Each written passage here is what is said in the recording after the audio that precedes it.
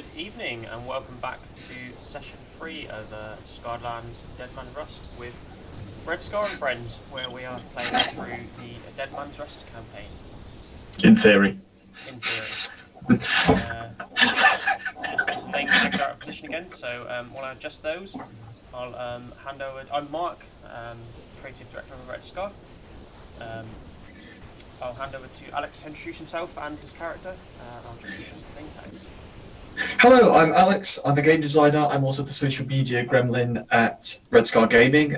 Please do consider giving us a follow on Twitter and on Twitch. We do our own Let's Plays of various RPGs, and we also make RPGs more generally. We also have people in the RPG community come on to do talks. This week we've got B. Dave Walters, the one, the only, the undisputed Baron of the Valley, this Friday at 7 PM GMT. So consider checking us out at Red Scar Gaming here on Twitch. I'm playing Nevan, who appears to have fallen in to being this very tired, undying, no need to sleep, hollowed legionnaire, slowly herding this group of cats away from any plot points. I'm also playing a paladin, in theory, hopefully, at some stage, level 2. I don't have a class, I have a vague aspiration. I also don't have a sense of humour yet, apparently that comes at 5th level. It certainly seems to have been bypassed as they infuse your spirit into your armour. It's fine, we'll stick that in and, the rest will grow with time. And handing over to Liz, who plays Riven, who is Nevan's chief travelling companion, I guess. Yes, the chief thorn in his side. Hi guys. Auxiliary liability. Auxiliary liability, I like that. I'm playing Liz. I am Liz and I'm playing Viv. I am the owner of Angry Hamster Publishing and I am a friend of Red Scar. And my character Viv is an Ashadi monk who spent a very long time living in the Golden Spire and is just discovering a great new world before her with her friends and commanding officer.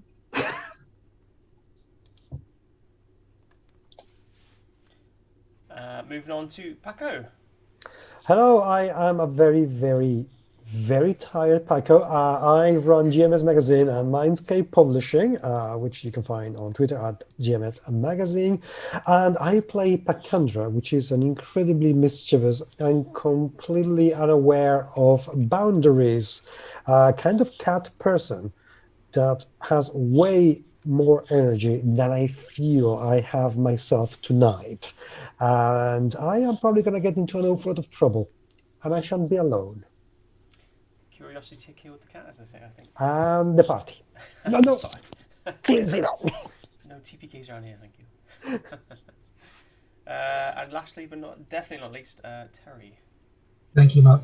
I'm Terry. I'm a teacher, illustrator, sometime cartographer for Red I'm playing Drendali, which is, I think, the Scarland's version of the Dark Elf. I call Dovith, and so far, I've managed to kind of embroil most of the team in my money-making schemes by setting up a fake clairvoyant hut. We'll see what happens from here on in, I guess. Did we make it through an intro without mentioning Hellboy? Ah, damn. Well, I think there's some other big news this week, isn't there, Liz? Yeah, didn't you have some big news come out this week? Which news? Oh, Legend of Korra.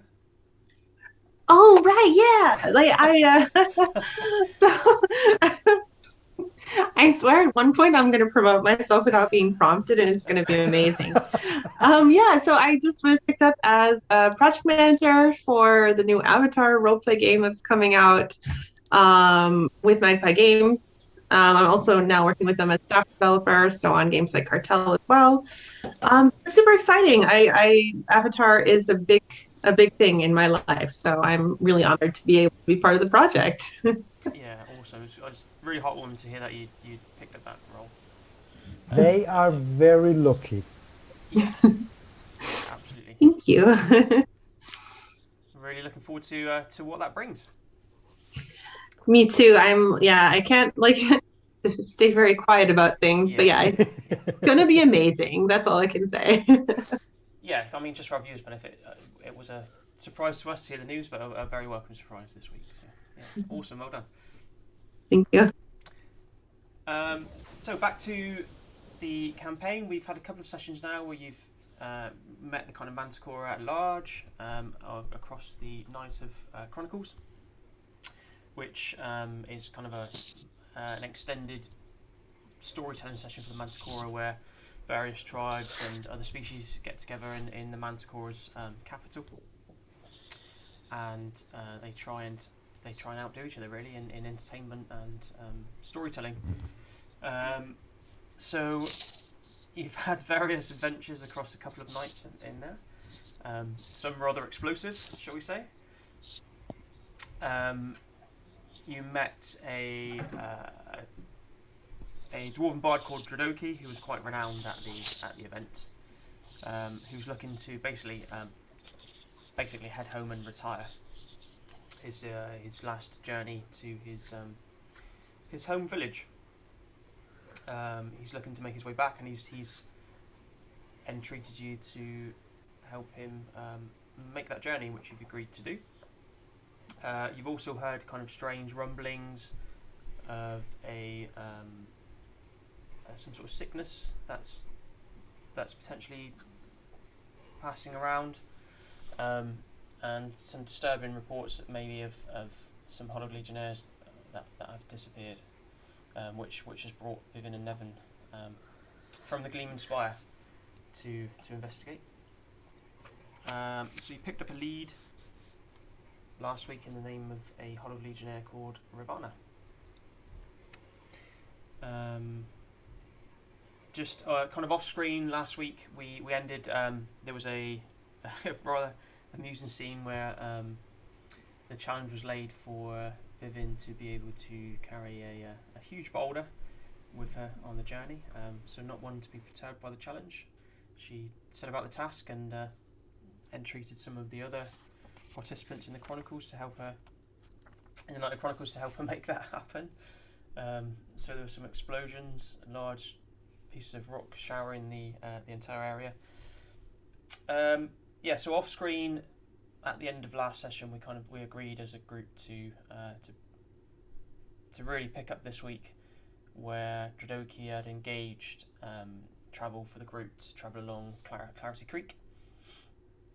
So they've engaged a riverboat, and we've kind of skipped ahead a day or two in time, where the group are now on the riverboat. They've been travelling down along the Clarity Creek from Clarity Lake, heading towards the furthest point they can get really on river travel. And in the meantime, we agreed that they've had enough of a learning experience between them in amongst Leone and learning a different species and about their own characters, their own characters' qualities and each other, that we introduced a milestone and actually leveled up in between games. So everybody has hit level 2 now.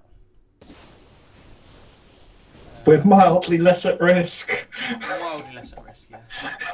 Well, you've met to meet. We almost have the beginnings of a class. You've yet to meet the dangers of the Hornsaw. So the riverboat that Dradoki engaged for you is a boat called the Clearwater, headed or run by a human captain called Captain Harmon, who seems to run it rather professionally. Ferries goods between Leone at various points along the river, up to a small trading point at the very end of Clarity Creek. Rather uninspiringly called Creek's End. Like I say, you've been on the boat now for a day or two. Starting to feel slightly claustrophobic, I guess. Making your slow way from the lake southwesterly. Let me get the map up on Foundry, which is the virtual tabletop that we're using for this. Where are you? Okay, that should be swapped over. Just going to swap to Foundry. There you can see us all there. So this is kind of Clarity Lake. You can just see my mouse there scrolling around. Clarity Lake is here, and they are moving down this tributary into the Ganges. So their journey is going to take them down into the Ganges, through the woodlands or the forest, into the Haggard Hills here, and then they're looking to land or settle in between the Haggard Hills and this area called, I can't see it because my cursor's here. The Haggard Hills, this here is the area they're kind of hoping to reach, the Broad Reach horizon, wedged in between the Haggard Hills and Blood Steps. Is anybody doing anything in particular, or undertaken anything in particular on your first day of the journey? Was there anything you wanted to kind of make sure you had with you before you departed, or? There was one thing that I wanted to kind of collect just before we left, which was some sort of goggles with dark glass or dark glasses, because I imagine being Drindali and having being exposed to an awful lot of sunlight, this is ultimately going to affect my eyesight, so, or at least cause me to squint a lot. So that's one thing I wanted to secure, with some kind of dark eyeglass or goggles or something like that. Yeah, certainly. It depends. I mean, it really depends how expensive you'd like to go. You can go from, you know, a couple of gold up to what passes for designer specs in Leone, really. There are certainly enough traders around to be able to facilitate that. Well, the way I initially imagined it'd be something like those kind of cyberpunk goggles you get on kind of top, you know, where they put them on their top hats, so they're kind of those round things that go place. Because I think if we're traveling, there's going to be lots of dust and that kind of stuff as well. So that would, rather than the which my ultimate goal, the fashion goal, would be kind of those square kind of Dracula glasses. But I'll go for the goggles for the time being. Yeah, certainly. Yeah. Yeah, like I say, well, you probably spend a good 5 gold on those. Okay. Make sure they're fitted. You know, they're not kind of gnome sized or yeah, that kind of thing. That would be difficult. Yeah. Here we go. So if I just. Is there anything else anybody would like to make sure they have with them? I'd like to buy like 2 coils, like extremely sturdy rope, and like some, like if possible, also to go on the carriage, like 2 kind of already pre-worked long logs, and some wood carving implements. Okay, let me just. Yeah, I think for the lot. So I mean, the logs won't cost anything. You can just drag some out of the scrubland and copses nearby. Again, we'll just call it a couple of gold for the coils of rope and the wood carver's tools. Did I earn enough from the clairvoyant stuff to buy that? Because I spent the rest of my gold already on paying for the. Yeah, I think we said about 15 gold you earned, didn't we? I think Okay, cool. Yeah. Cool. Then I spend my portion on those implements. Absolutely, you get some nice. I mean, they're not the finest of craftsman's tools, but they're certainly nice, and they look fairly new, not overly used, and the blades are sharp on them. So.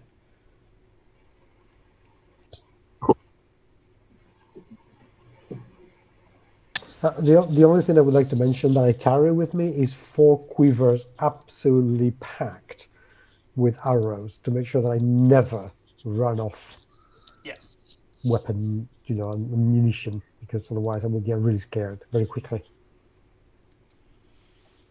Absolutely. You notice, as you load up onto the boat, Tradoki has brought along a donkey or a mule as well, so there's enough saddlebag storage space on the mule to add some additional items if you want to. So if you want to stock up on some quivers, he's happy for you to add them to the poor mule's load. Good, thank you, thank you. If I needed anything, the Legion would have given it to me. Fair point, very fair point. Unfortunately, they gave you Nevin. Sorry, Vivian.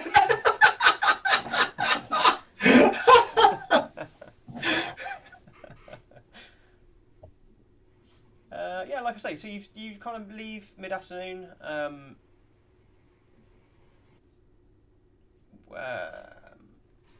Just trying to picture whether it's tidal or not.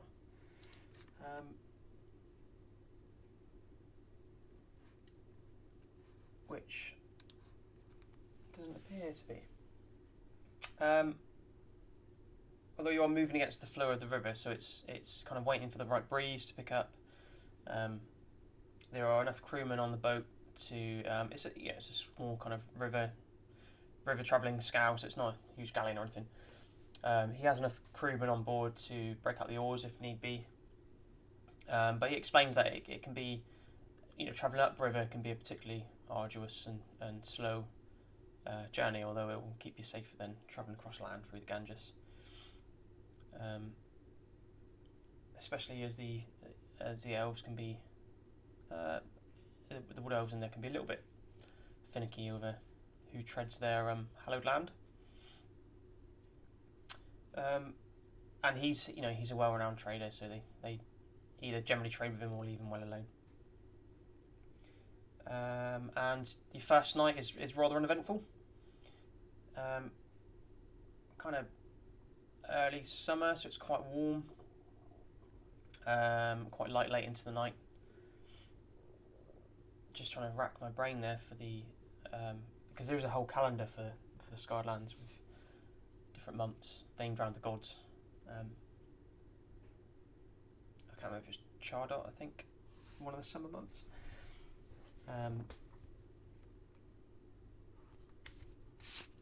Yeah, sorry, just recover my pen. And it's kind of bright and early on the first day, really, that you've been travelling on the river. Slipping, you see the trees of the Ganges slipping by either side, which as you've left, kind of come around the curvature of Clarity Lake and start to enter the creek. You can see that it's a very wild, vibrant place indeed. You hear lots of birds calling to each other with the dawn. Is there anything anybody would like to do for this kind of slow part of the journey? I am going to sleep like 18 hours a day. Yeah. I mean, I'm just going to, it's hot. Yeah. So I'm just going to do that, like my cat used to do, with paws all over the place and sleep for 16 hours a day. Ask Captain Harmon politely if he can keep into the sun as much as possible and avoid the shade. Yeah, absolutely. You managed to find a nice coil of rope on the ship that you can stretch out on. The crew tend to leave you alone. You just give you a bit of warning that if they need the rope, they'll have to obviously ask you to move. But they're quite happy for you to. Yeah, whatever. Whatever. From time to time, I do things to Nevin, like I splash a bit of water on him and see if it sticks on it. Happens like with any other living creature, and I try to figure out. I check on him and see if he actually goes to the toilet, like a living person would do or not. Or if he yawns, I pay attention to find out if he actually yawns or not. Because I'm like, what the hell is that? Nevin, so you're very much aware that Bakandra's, although they're asleep a lot of the time. If you get to move or you're all in your sword, then you feel eyes on you. Yeah, every piece of equipment on this boat is getting cleaned at least once. Like when I've worked my way through the party's equipment, I find other bits of the boat that no one has probably maintained probably in weeks or months, and I fix it. Or attempt, I not necessarily fix it, but I give it a good buff so it looks like it's been fixed. Captain Harmon's keeping a wary eye on you. Seems a bit disgruntled whether you know what you're doing with the ship or not. And occasionally points out what a piece of equipment it's used for on the ship. And at that, you actually, as Captain Harmon's shown you some of the pulley systems for the sail, and talking through the different names of the foresail, the different areas of the ship. Yeah. It triggers a little bit of a memory with you. Yeah, going back, just a memory of being on ship, not necessarily part of the crew, but you have a warm recollection of the camaraderie of your fellow soldiers around you as you're travelling somewhere to engage in battle. Sure, as he's explaining the police to me, they're probably getting compared to mechanisms on catapults, because that's probably the only thing they've... Well, it's funny you should mention that, actually. Because you hear sawing and banging, and Captain Harmon seems quite coy about it. But yeah, Vivian's rarely on deck, and you hear a lot of sawing and hammering and nailing from below decks. Out of interest, what happened to the boulder? Did that get put on the ship, or is that... Yes, it did, okay. So the boulder is coming with you to Creek's End. It's probably why we have to wait for the breeze. It's giant. So are you building it for the ship, Vivian, or are you just... Well, I'd like to mount it on the carriage, which brings up another discussion to my dwarven friends about how much he would sell me the carriage for. Oh. Well, I'm afraid, Vivian, it's not for sale. We use that to travel, to cart our wares between Burrocktorn and Leonia, or wherever we travel to, really. It's our livelihood, essentially. How would you feel about a small alteration to your carriage, which would greatly improve the security of said carriage when you're carting around wares? Well, I mean, free of cost. Are we talking, brass tubes that shoot jets of flame, or perhaps a runic magic like our friend can cast? I'm thinking something a little more archaic. Okay. But you see, we have this giant boulder, and I basically open up this really long scroll and I show him the picture of the scroll. I mean, if you see enemies coming from afar, this would be deadly.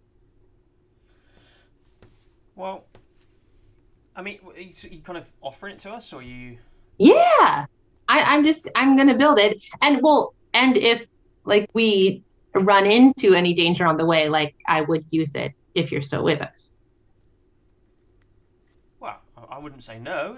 I mean, does it help with your Legion training as well, possibly? Yes, it will help in my Legion training. Mainly, there's a point where a student has moved past their master and must prove a point to them in the most visible and clear way possible.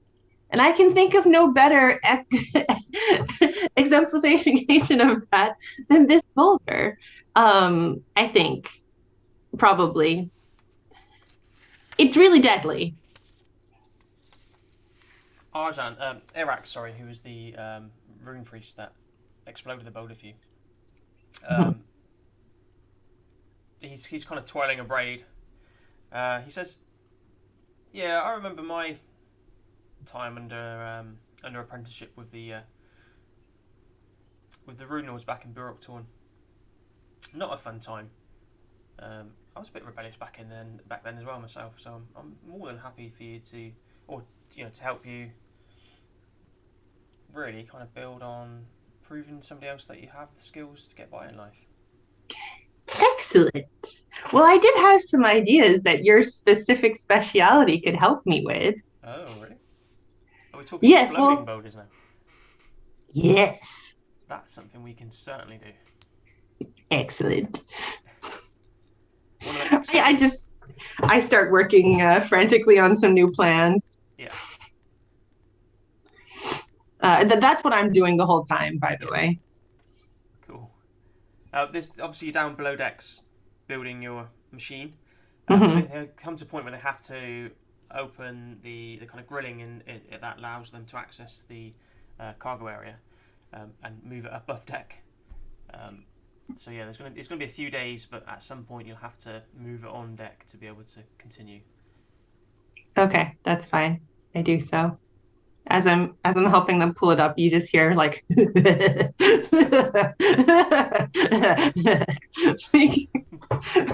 from this. Yes. Is anybody else? Yeah, I'm keeping myself busy as well. There's several things going on here. I mean, David is never one to kind of be bored at any point. So the first thing that he starts to do is he came across a spell which he's been practicing. As obviously he's increasing his knowledge about kind of spell casting, which is his primary kind of focus in life. So he's practicing his spell, and a lot of it has to do with kind of his quill slightly lifting off the deck and then catapulting around the boat, which obviously causes some confusion. Yeah. Then he kind of sits down quietly with his book and starts writing his book, starts working on his latest piece, which, although it's supposed to be a gothic tale, is in actual fact a thinly veiled romance story. He tries to get the suspense, he tries to get the horror, and it just ends up a bit kind of kissy-wissy kind of. So he gets annoyed with himself and then picks up the lute, and what he does is he's not singing any songs, but he's actually composing little pieces to match the characters of the different people on the boat, and the way they walk, or the things that they're doing, pulling ropes and stuff like that. And he's trying to put together a kind of a song to represent, or a musical piece that represents, life on the boat. Yeah. So there's several kind of really kind of creative things, and he's just kind of keeping to himself and keeping himself busy. Are you making the kind of references to the crew obvious, or no? But as they're walking along, they're starting to think, is he taking the mick or something? Yeah. It's like kind of going behind someone who's quite rotund and blowing a trombone as they walk. It's like they're very appreciative of music on the boat. They're you're trained in the Drendari College. Yeah. You certainly know why you're an instrument, and you have a nice musical voice. So they do appreciate having you along. You don't sing. I'm not a singer. It's an instrumental piece. Yeah. And I'm not going to give it away by singing sea shanties. Yeah, well, yeah, that was being. We're not going to suddenly get a rendition of the Weller Man. They would make a point of saying we're a river barge, not a. Exactly. So it's kind of surreptitious. I'm not making it obvious this is what I'm doing, but obviously with music on the boat, they can probably, it wouldn't take a genius to work out that what I'm trying to do is kind of record musically what's happening on the boat. Yeah.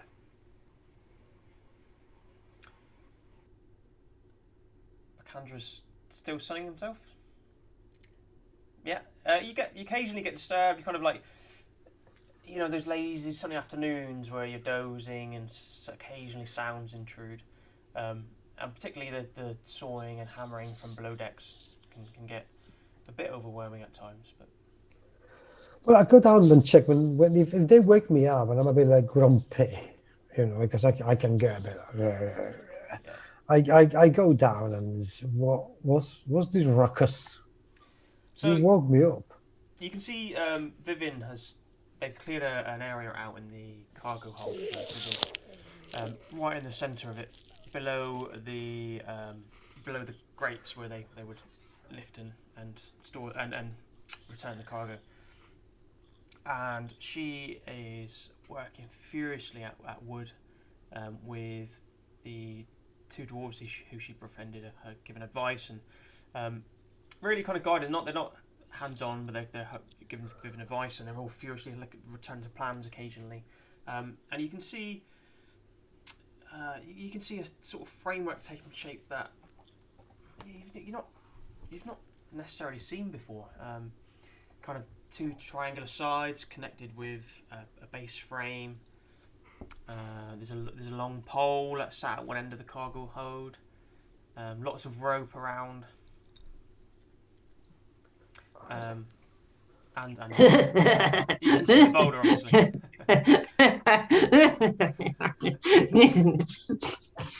Viv, Yes.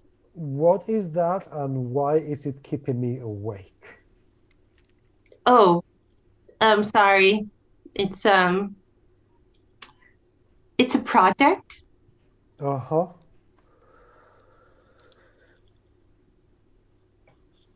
Why is it keeping me awake? Because it's making sound. Hello, No. Wait. Here. I have an idea. Don't worry. Just 1 second. I walk over to the candle. I take some candle wax and I form it into two things. I pass them to you, and I say, "This is sometimes what I use in the morning when Nevin starts drilling me on all ancient battles for like hours." I look at you and I do this. And then I do that. But you have no ears. How does it work? Ears? Where?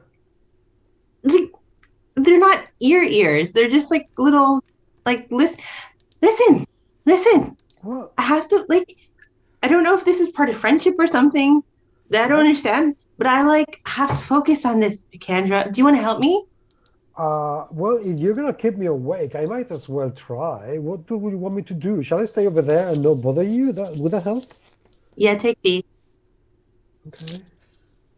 In the ear. Oh, and yeah, okay. So and I point to a sunbeam. Uh-huh. Yeah.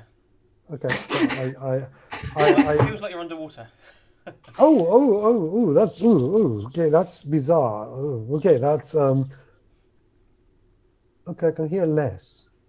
I'm gonna try to sleep again. Okay, maybe that won't keep me awake anymore. Okay. I just pet them, push them to the sunbeam, carefully put a little blanket over them as they go to bed. Yeah, with the motion ship and the lack of sound now intruding, you soon drift off again. Nevin, are you I think as the day goes on, I'm suspicious that both Pacandra and Viv are in the same vicinity, and the shenanigans that are going to ensue from that. Yeah. But I also know that if I go down and try and break them up, they're only going to make it worse down the line, so I choose to ignore it, but make a mental note of I'm going to regret this later. Okay. Yeah. I just stare wistfully down the river and just wonder, well, maybe I could just walk along the bottom. Because if they can't see me, they can't involve me. So day one passes rather slowly, not uneventfully for Vivin. Working furiously down on the hold. Dovith, you keep the crew entertained. Yeah, I mean, towards the evening, what I'll do is I'll give them the rendition of the song, whilst telling the tale of the lonely boatman and the goose. And the goose. Yeah. Well, as I said, we'll keep it a bit blue because, you know, you know, all gentlemen together on the boat. You know, we'll put in some jokes and that kind of stuff as well, and raise the spirits slightly. So other than the captain, Captain Harmon, the Clearwater has a crew of 6. They all know their roles on the boat. Sometimes they spend a bit of time breaking the oars out. some other times they're hoisting sail or lowering sail. And towards evening, it's still nice and warm. The sun's slipping towards the kind of edge of the tree line.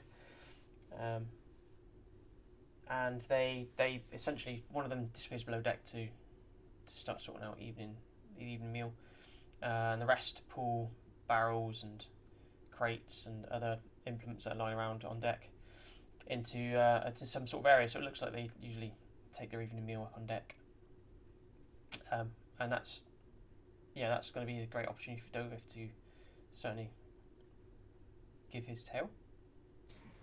Yeah, it's I'll sing for my dinner. Well, without singing, but you know. Yeah. At the end of a weary day, Vivian, one of the crew hollers down that evening meal is ready if you're interested. I'm always interested in food. The dwarves spend a bit of time cleaning their tools. They're very studious with their engineering hygiene, so they tidy the tools, pack them away in the rolls, make sure the shavings are cleaned up. I bring them down food from before I eat myself. Yeah, I mean, they say we'll be up. We're just gonna see if you can keep something warm for us and make sure there is something. We'll be up. We're just gonna clean up down here, get rid of the mess, and make sure we're ready to go again tomorrow. So Nevin, I guess you're up on deck, kind of. Yep. So I see these, everyone come up from the hold. observing these mortal rituals. Yeah, eventually you see the two dwarfs, Axan and Erax, bring up a crate between them, which is piled high with wood shavings, and they just empty it over the side of the boat. Cool. Whilst everyone's eating, I'll edge my way down into the hold. Yeah, you trying to be stealthy, or you just kind of? Well, I'm walking around cleaning things, so I'm guessing I've kind of melted into the background of menial labour. Yeah.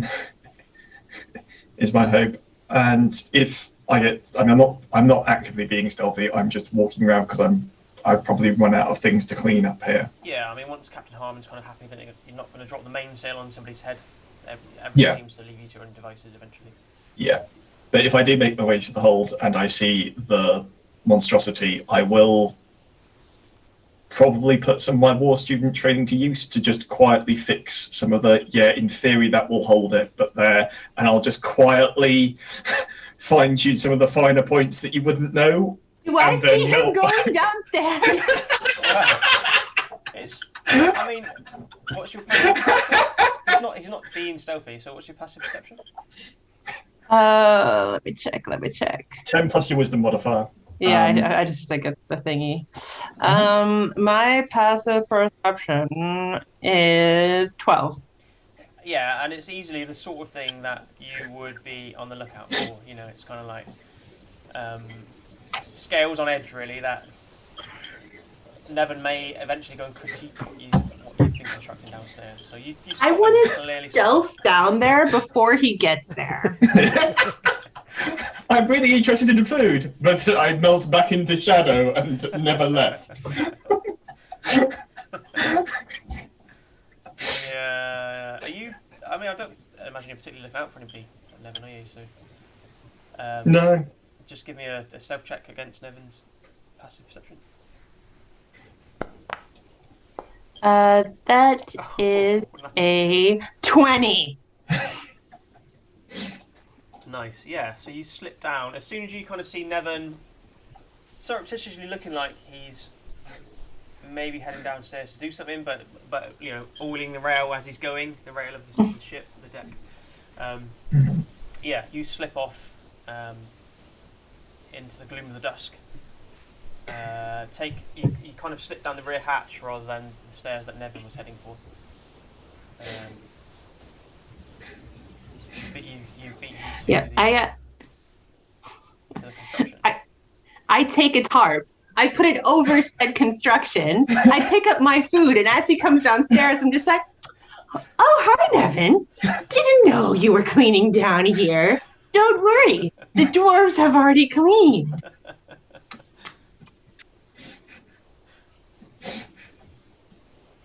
There's dwarf clean and then there's clean. That's insulting, and you should consider your view on the world. No.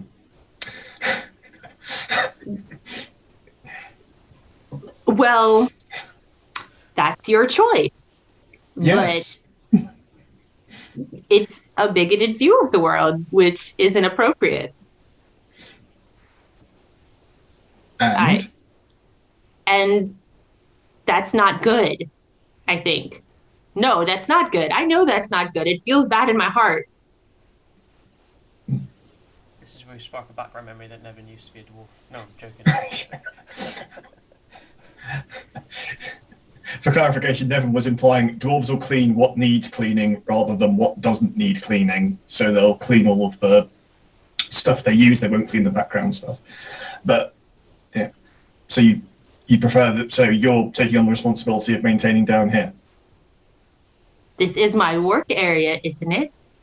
Is it? I thought this was a river barge. Well, you are sorely mistaken. Doubtful. Truthful.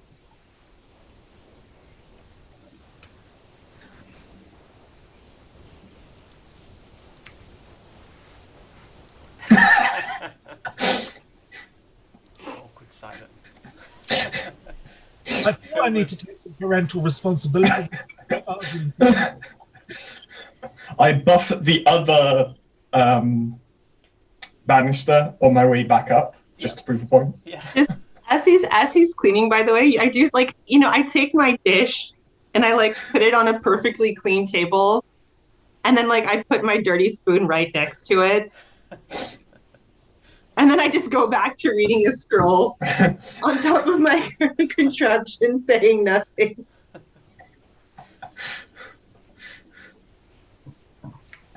4-year-old epic. I mean, Can't do anything nice. Well, you can't blame Vivian for being suspicious. That sounds like a challenge, and don't throw Nevin down a challenge. So dusk slips into evening. The crew work to clear up. They seem to slip into some sort of watch order. So one of them takes the wheel. The rest disappear below decks to the kind of shared cabin. They including the captain, that they all make use of.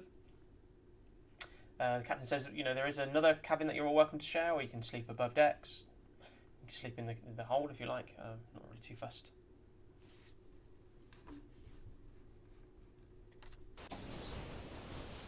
Just need to find somewhere dark. Well, it's night. Yeah. You're likely to find that. I just sleep above deck.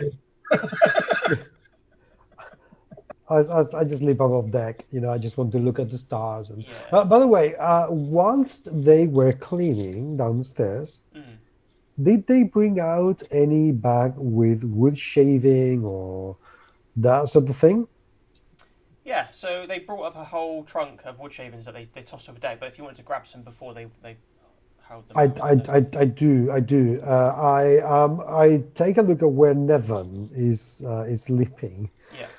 And I start to carefully position some wood shavings all over the place in a manner that would create a trail, kind of in a Hansel and Gretel sort of way, to take him all over the boat, just to see if he will fall for that. I'm very, very, very curious about it. And I keep a little bag of those wood shavings very, very tightly packed, and I'm going to carry that with me. Absolutely. Kendra, I'm so relieved you said that, because when they said box and wood shavings and you being feline, I imagined something much worse. I was very, very tempted to do that. Very tempted. And in fact, I thought that was a very good place for me, But then I thought, I have a whole river. So I'm not going to bother with that, because if I do, I don't mind mildly upsetting and annoying Nevin, but I don't want to give him, stroke or something similar out of being disgusting. So no, I'm not going to do that. I think everyone on the boat thanks you for that. I hope so, because it was very hard to resist.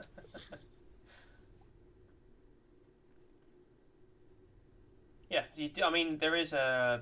Are you continuing to clean through the night, Evan? Are you? I mean, people settle down eventually. The cleaning isn't a cleanliness is next to godliness. It's maintenance. Yeah. It's the functionality of, like, the kit's been cleaned because the kit's been used. The boat's been cleaned, so the service regime of. Yeah, the service regime's been the thing. It is the reason he's doing it. Yeah. So the fact that it then has detritus and other things from its operation is neither here nor there, because the main run of it is it's all serviced, and at the end of the trip someone else can do it, or they could not, but he'll be off it, so it's not his problem. Yeah. Absolutely. By the way, I'm sorry, but Viv, I give you back your plugs, because they have literally shaven my ears in the inside when I tried to take them out. The wax with the heat kind of melted and stuck to my fur. So when I took them out, the hair came out. So my oh ears, no! Don't just throw them in the water. Throw them in the water, gross. I give it to you. Of wax. Here, you can have them back and use them in your own hairless ear things you have. I'm never gonna let you, give me wax again ever. So your nice off-white candle wax is now kind of quite yellowish on one end as well. From the earwax. Yeah, that's all. Here, make a candle and burn it. Okay. I thought you loved me. What? I didn't mean to hurt you. I'm sorry. Look at my ears; they're all now hairless. What am I gonna do? Oh, doesn't it grow back? I don't know. I've never done this before. Oh. It hurts. I can massage your ears? Thank you. Okay. Just don't, kind of hurt me anymore. Okay, sorry. I didn't mean to hurt you. I know you didn't, but now at least we have something in common. We have hairless ears. Oh yeah, cool. Like a friendship tattoo or something. Yeah, that'll do. Yeah, okay. Let's. Oh, maybe we can get a tattoo. That would hurt a lot less. Yeah, I would totally do that. I'm a rebel. Oh. Nevin, do you hear that? Oh, sorry. Nothing.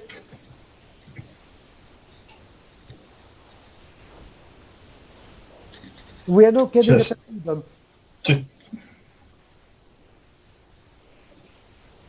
Just like, not even a blink, the body turns and the head is the last thing to turn as he goes back to whatever he was doing. Okay. Don't tell him anything.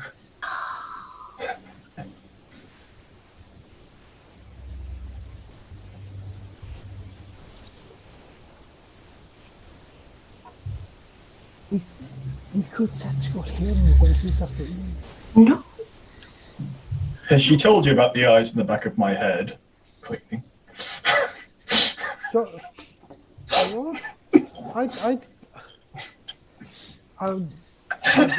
I'll be over there. Okay. I'll just when the Kendra leaves, I'll just like unscrew the lid of like my jar with the flesh in it, and I'll just put the pieces of my friend in there because I feel really bad that I've hurt them so badly, and like their precious hair, which obviously meant a lot to them, even though I found it kind of gross, and I just closed the jar again and put it in my pack. So, how do we resurrect Pakandra? I've got this jar with fur as a body part. Yeah, so just for the viewers' benefit, we kind of or the players all rolled their kind of weird item that they carried with them, and Vivian's happened to be a piece of pickled flesh in a jar. Yep. And your quirk was the the ability to be able to communicate with spirits. Yeah. So I'll just make a little wax ball and drop. And on that, yeah, we've you hear your friend Sakura, who's the ghostly man Sakura that's been accompanying you. He's like, so do you just collect the body parts of friends in that jar? Is that like somebody from your childhood? Well, I don't really know who's in the jar, but I think that they must be related to me in some way. Like sometimes I think that maybe it's like my mom or my dad or a sibling, but then I hope they're still alive. So I don't know. It's a larger existential question I prefer not to ask myself, but the jar has kind of been one of my friends for a while. So I just like, I don't know. It felt right to put this ball in there. Is that gross? Should I not do that? I mean, you're asking a dead cat. Who am I to kind of comment on that? No, I think if it's going to keep that memento of your two's friendship safe, then it's a good place to keep it. Okay, cool. I mean, I think you're a good person to ask. You've been around for a while, so you kind of know what's normal. I closed the jar again. I'm sorry, I don't have anything of you to put in here. I think anything that would be left of me has long since turned to dust. It'll be great to get into a suit if I can. If the Holy Legion will accept me. I was also thinking that maybe we should have you speak to Ravana. She one of Pikandra's people mentioned her, and she was talking to a lot of them about, well, turning away from that one god you followed, and maybe, well, going towards a different path. And that is something that you mentioned, so she may have more knowledge. And I don't know, I've met a lot of legionnaires who are pretty wise, so she might have some more information for you. So I was hoping maybe we could talk to her together. Yeah, I'm more than happy for you to relay my thoughts and translate for me what she's saying. It's not that I can hear everybody around me. I'm really lucky to be able to have you to communicate with, really, and relay relay my wishes and what's been said to me from other living people. I wasn't a great, I was part of a tribe, and we do what's best for the tribe. So, Vangal was a great, great part of our history at the time. Don't they in the Gleaming Valley tend to kind of lean towards, I can't remember his name now. I think it's Corian, is it? That big knight god type figure? Yeah. Well, does that sound like something for you? I don't know. I'd have to search deeply in myself, I guess. Does Nevin worship Corian? Out of character, Alex, does he? Yes. I grit my teeth. Yes. I mean, it's not, like I say, I'm going to have to do some soul searching myself on it. It's not the end of my application to be a Hollow Legionnaire. No, and this isn't about me, it's about you. So if you want to talk to him about the god, then I'll translate for you, because it's important. And like Nevin, despite how he looks and acts and his general demeanor, does actually have quite a lot of knowledge. It's all filtered through him, which makes it hard that it comes out in like the right way. Right. But I'll filter it for you, so it's okay. Can't thank you enough. You also know, as Vivian, the character, you also know that the Hollow Legionnaires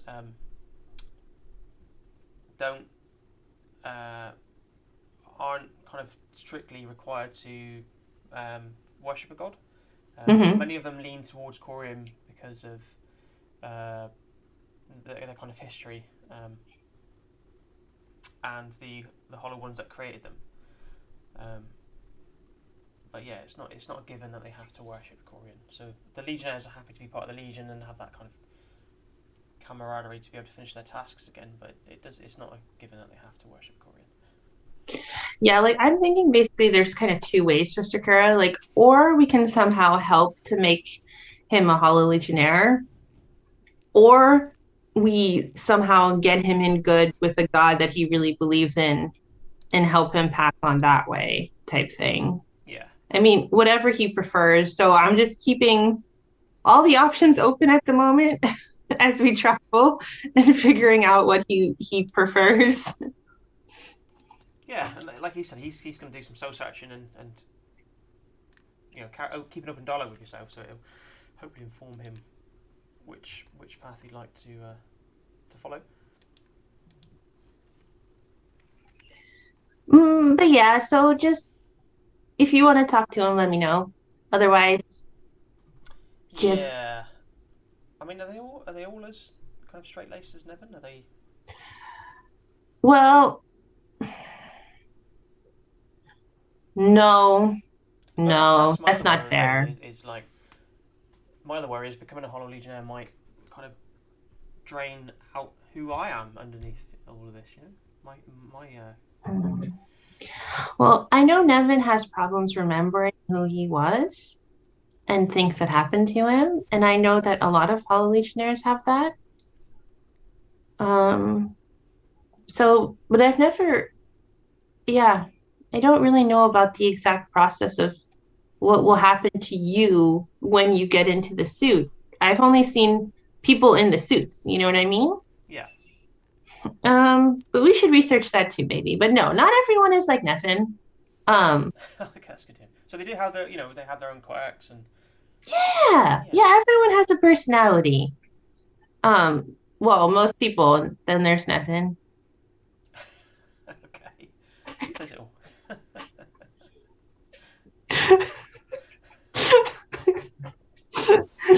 Welcome to Wednesdays, otherwise known as Let's Kick Nevin Day. Did I say yeah? He deserves it, but... But yeah, no, I don't. And also from what I've seen from you, like, I mean, I think a lot of you must pass over. And you know what? Maybe Nevin isn't actually like this. Who knows what he's repressing? Normally people who are like that have a lot of deeper issues. Yeah. Or so I've read. Never really. Yeah, I don't know. I mean, it's something I'm keen to follow myself. Like I said to you before, the Manticore don't really have a spiritual home anymore. So this could be my way of finding out if this is an option for more of us. But yeah, definitely happy to keep exploring it and keep an open dialogue. Cool. And maybe we'll find a Hollow Legionnaire who can put a brighter spin on the life amongst Gleaming Spire. Do you sleep, by the way? No, not really. So, I would really like to have some fresh air and maybe sleep upstairs.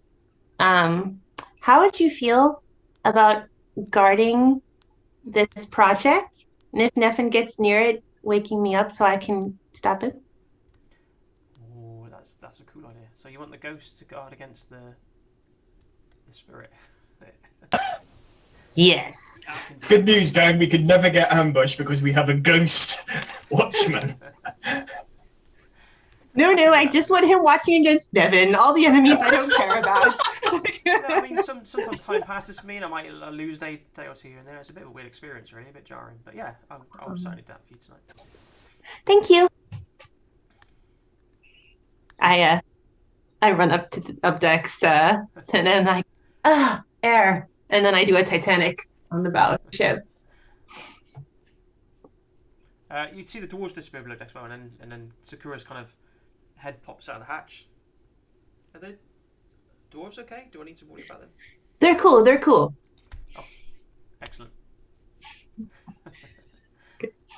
The crew, you kind of get a bit of a side eye from the crew as well when they hear you shouting, "They're cool, they're cool," at the empty stairwell. I don't hear them over the sound of me Titanicing at the bow of the ship. Doveth, you up to much for the evening? Settling down, or Taking in the entertainment. No. I'm kicking back now. Aesthetically kicking back. I've got my dark glasses on. I've got my wide brim hat pulled over my head. I'm perched on one barrel of my thigh-high boots, resting on another, and I've got my pipe out, and I'm just kind of kicking back and giving aesthetic off. Maybe occasionally doing that with my moustache, trying to slowly catch some Z's. I mean, in most, if I was doing this in a tavern, I'd probably have an exclamation mark above my head saying, "Your adventure here." So I'm just creating an aesthetic at this point. Yeah, that's fine, absolutely fine. So I mean, Nevin, unless you're going exploring overnight, the night is going to pass rather peacefully. No, I stay up above deck because they might have watches, but I don't trust them because I don't know them. Yeah, they have like I said earlier, they have a quite well-drilled watch. Yeah. Generally, the person who's manning the wheel and the tiller also keeps that watch, and they have a 2-hour system where they rotate through the night. Cool. But yeah, again, eventually Skarn has 2 moons. Belsmeth's moon and the Nameless Orb, which is generally seen as a bad omen, but Belsmeth's moon passes through the sky, kind of half full. And eventually, yeah, it comes to dawn again, nice and early. You're up to see the change in the colour of the sky. Yeah, naturally awakens you, Kendra. Oh, I just stretch. I see that Biv is nearby. I just go near her. And is Nevin nearby as well? Nevin's probably burning a hole on the perimeter of the ship. Like, you could probably set your watch by him currently. Although it's dawn, so he's probably gone to the... which way does the sun rise on Skarn, Mark? Just imagine it's like, it's rising east, sets the west, kind of like normal. Okay, then I'll probably be at dawn on the east side, doing my ministrations to Korn. Yeah. I can just imagine you pace out how many steps it is around the deck, so... you'll be 100 paces around and a smart about turn to do 100 paces back. Yeah. But yeah, with the sunrise, you take out your sword and you face the east to begin your morning mantra to Corian. Mm-hmm. May the Shining One guide my shield, may the Avenger guide my blade. May they all lend me the strength to withstand the searches for words, differences of the world. And you're not sure, with the end of your prayer to Corian, you're not sure whether it's your imagination or a feature of the dawn's final rise, but the sun seems to peak the horizon and there's a nice fiery sheen to your blade momentarily. Nice. I take that clearly as Korn has heard my pain and is saying it's okay. Weather the storm, my son, weather the storm. And the ship generally begins to awaken. Crew members start to arrive. Captain comes up to hear any reports that might have happened overnight. But Kendra, you were looking for Nevin specifically, weren't you? Yes, I wanted to see if he actually was kind of asleep or meditating, or if he was yawning. I just want to find out if he yawns. Is it a habit you still hold on to? Sorry, I didn't quite hear that. I was saying to Nevin, is it a habit he still holds on to? Maybe a forced habit that you've held over, or... Yawning? Probably not.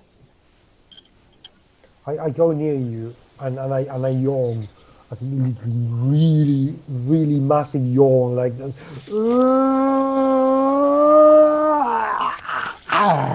Nevin's mouth opens, and for a split second, you think he's about to yawn, and then it forms into a word of "your breath is rather overpowering." That's morning breath for you. That's what happens when you have an empty stomach and you have to eat something. You see, you have forgotten because you're not alive anymore. But so, for a second, that's your smell. That's your breath smell. And I go up your mouth and I try to stick my nose inside to see if your breath smells too. I can't, Pacandra. I'm counting to 3. How? Does it smell? No. No, I that's just so fascinating. Maybe I will be like you when I grow up. It's gonna take a while though, but You're certainly on that path. Good. Because you don't need to lick yourself to clean yourself. Like your elbows and everything. You don't need to sleep. Your breath doesn't smell. You don't seem to go to the toilet. You don't need a litter box or anything. So I mean, it's all advantages, isn't it? Yes, I suppose. Hey. If you're that sold on it, I'm sure I can arrange for it to be sped up. The process to be sped up. No, I'm not that sold yet because I don't think that bluish color would suit me. So I don't think I want to try it just yet. Also, do you get to choose your armor, or do you have to put up with whatever you've given? Riven has told you that we're not all blue. Yeah, but you are. And do you choose what color you can be? Could I have more than one color?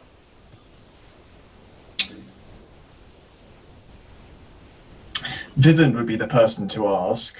But why can't I ask you? You're the expert in the matter. I mean, you are a hollow one. You're hollow. Are you hollow? I'm a Tasserus. I'm a Legionnaire. I am not hollow. Right, but you're called a hollow one. No, I am called a Legionnaire. I'm confused. Which is my honorific, and my rank is Tasserus. And my name is Nevin. A hollow one refers to a beehive or a mole tunnel. So you're not hollow inside? Only when I want to be. Well, that seems to be most of the time. Indeed. Are you alright? Am I what? Okay. Are you okay? No. I mean, do you need a hug? Or do you need to talk to somebody? I do not. I do not need a hug. I need you to take about 3 medium-sized to large steps backwards. That would really help me. Fall into the water. Look, I'm just going to have breakfast because you're just, I'm beginning to think that baby's right about you. It would make a change. Why? She's usually right about many things. I mean, I like Bev. She's way more fun. You have much to agree on. She's fun. Why are you here anyway? I mean, what's with the two of you? I mean, you friends? You've made several noises instead of words. Kind of like, it's just I don't. I mean, are you related?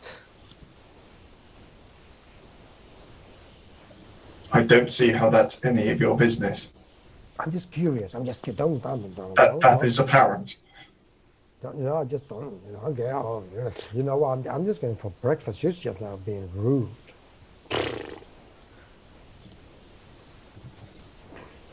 You're so rude. I'm going to talk to her. She's more fun than you. Then go. Jeez. Do I become as unpleasant as you? Sorry, I mean as dry? I thought you were leaving to speak to Vivian, who was much more interesting than me. Sorry. I just pounce away and go. Meanwhile, in Nevin's head, there was just a procession of sidestep, neck snap, sidestep, into water, hold down till bubble stop, sidestep. It's just...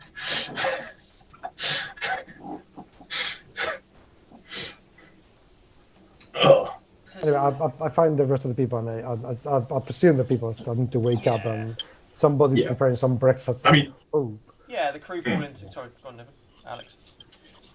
Just for reference, Nevin plans on how to fight everyone he meets, but with Pacandra in the seconds after that, there's like several flourishes that are added to the normally rather functional kind of ways I would overcome it. Yeah, I mean, you're right, Paco. Everybody's settled into their morning routine. Breakfast is served. The dwarves come up, and they pretty much shepherd Vivian straight back down to work once that's out of the way. The daily routine takes over again. Nevin, as you're kind of back to your maintenance routine, I'd imagine, from... If there's anything left to maintain or service... It's at that point you spot a few odd trails of wood shavings in various areas around the ship. That certainly weren't there on your last maintenance week.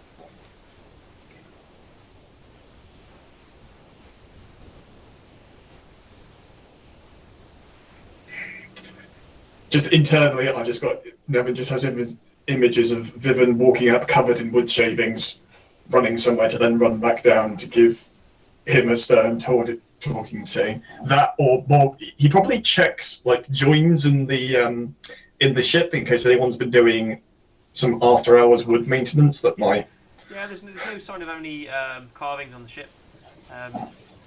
The lines are quite too symmetrical to be... if they fall off somebody's clothes, there'd be a kind of spread pattern, but these are too symmetrical to have fallen off somebody's clothes, you'd imagine.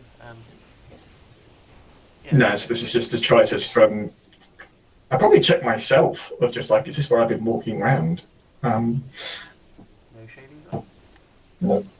Well, there shouldn't be, because I'm pristine and clean. Yeah. I write it off as one of the weird things of being on a river in a boat that isn't... that has all this space that isn't filled with troop capacity. In amongst the heavy waters, I guess. Yeah. Yeah, and as you've kind of at that, you've noticed you've travelled a lot further upstream. Not that you made too much headway overnight with the crew being asleep, but you did make some, and you can see the trees are starting to creep over the canopy, starting to push across the river now. It's still quite broad at this point, 100 feet or so, but you can see maybe another day or two's worth of travel, the canopy could potentially blot out the sky above it. That's what you're expecting at some point.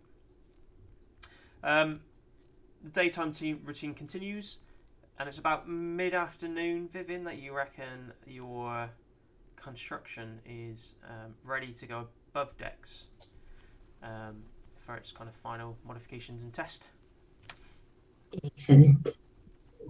I hope the dwarves get it above deck. Yeah.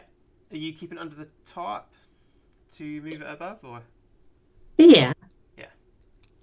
Yeah, so the dwarves they rope the tarpaulin down to the construction. You liaise with the crew, who it's a little bit of a rough patch of water, but they're like, we'll work together with you to get it above. So they rig up a jib to help hoist your construction above decks. Move the grates out of the way for the cargo loading area. Excellent. Everyone starts to pitch in, ready to hoist this contraption onto the deck. How would you like to oversee it? The hoisting? Yeah. So. Well, yeah. I think I'm pretty quick, so if I can't help with just like hoisting it up, I'll just like kind of dart around and make sure like people aren't slipping and stuff like that. Yeah. You know what I mean? So if I spot someone slipping, like I just like, hey, watch your foot and like continue this way and things like that. Or like if I see like the tarp slipping and gonna like get underneath someone's foot, like I'll quickly go and like pull that out so that doesn't happen, type thing. Give me a DC 15 wisdom check, but you can roll with advantage because you have so many hands around you.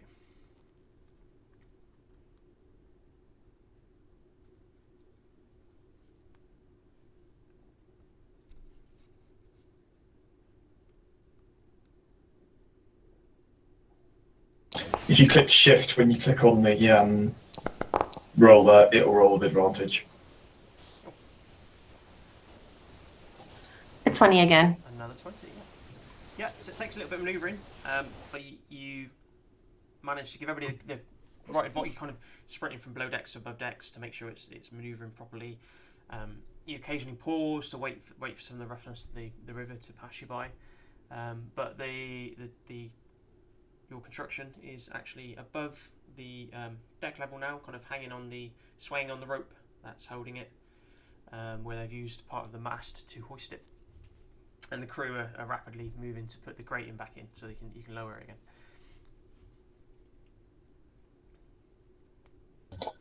Cool. I just want to make sure that it's like once we lower it, that it's really well secured because I don't want it like rolling around and hitting into anybody. So that's like my main concern. Yeah. Yeah, you reckon once you've lowered it, you'll be able to put some ropes through the grating to help use the grating to secure it. So yeah. It's not kind of shifting around if you hit any bad weather or bad part of the river. Cool. I'll also just take some leftover wood we have and like wedge it underneath each of the wheels just to make like doubly sure. It's all secured down, and you're pretty much ready for a test, you think? Okay. I think at this point we'll take our break, shall we? Good time to take a break. We're roughly halfway through. So we're going to take a short break now and be back in 10 minutes. Be sure to check us Red Scar Gaming out on Twitter and on Twitch. And we'll be back.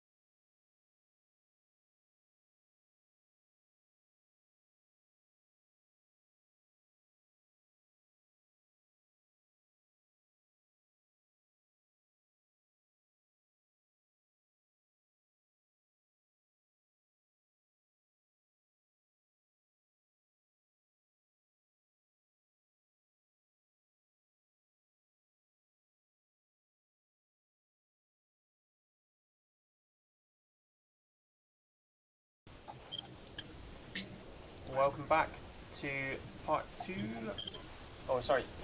of our Dead Man's Rust campaign, but kind of part 2 for the evening. second half of chapter 3. Second half of chapter 3, that's the one. Don't you get all technical, Alex? Oh, and joys of joys, Zoom has shifted us around again. So who are we playing in this half? Well, you've changed form to a Manticora, apparently. That would be a better way of doing it. You know, let's see how Zoom arranges us, and that's what we're going to play for the evening. That would make for a really interesting take on, you know. Oh, so suddenly Nevan has, you know, a sense of humor for the evening. It's strange because we haven't, you know, none of us.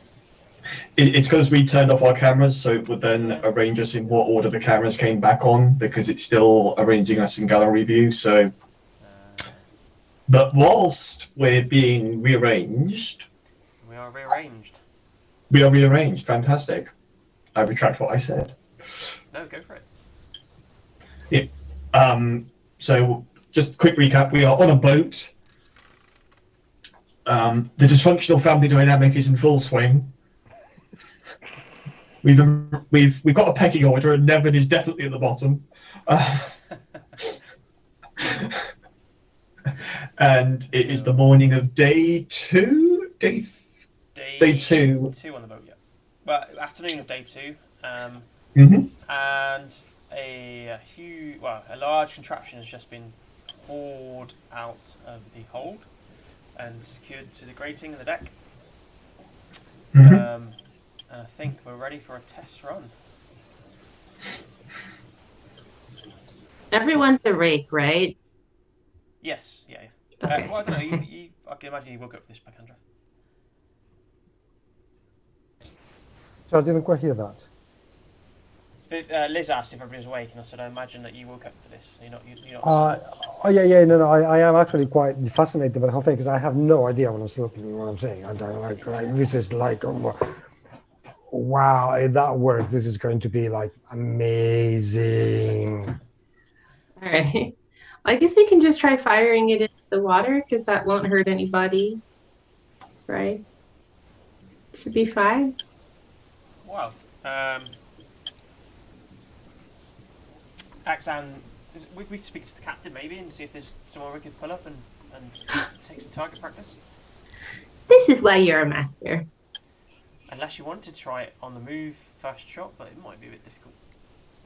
No, you know what you're talking about. Let's get the captain. Yeah. So Harmon's more than happy to find a kind of little sheltered bay for you to pull in.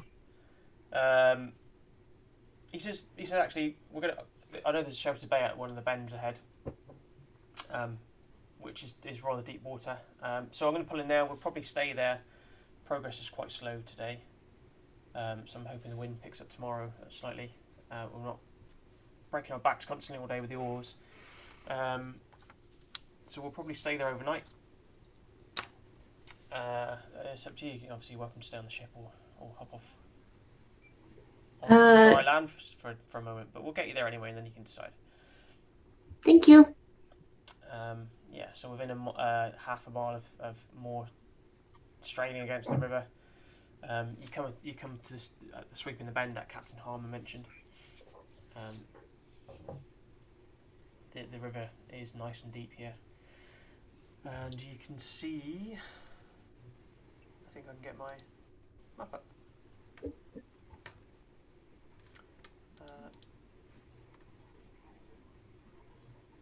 Swap you over to the battle map.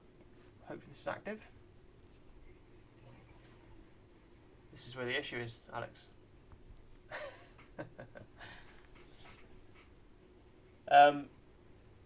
Yeah, so you can see. Can you guys see this? Have I activated it? Can you guys see the map on Foundry? No, I don't. It says I don't have any vision. Hang on, let me activate it. Oh, there you go. Alex is moving you over, I think, now, aren't you? Yeah, I'm able to see now. Yeah, cool. So, kind of bottom right there is the Clearwater, the boat. Ignore the tents. That's kind of if you want to set up camp on dry land for the night, maybe. But you've got some nice trees and shrubbery there for target practice, Vivian. Sweet. Yeah, we do it. I load up a piece of the rock, which we've broken up into smaller pieces, well, smaller boulder-sized pieces. Yeah. And, you know, we pull the spring mechanism backwards.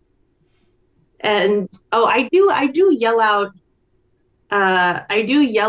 to the, like, towards the shore in a very, like, militaristic type of way, like, almost very unlike Viv. Like, I'm just, like, basically, like, imitating one of the commanders that I've seen, telling people to, like, you know, clear the way. I say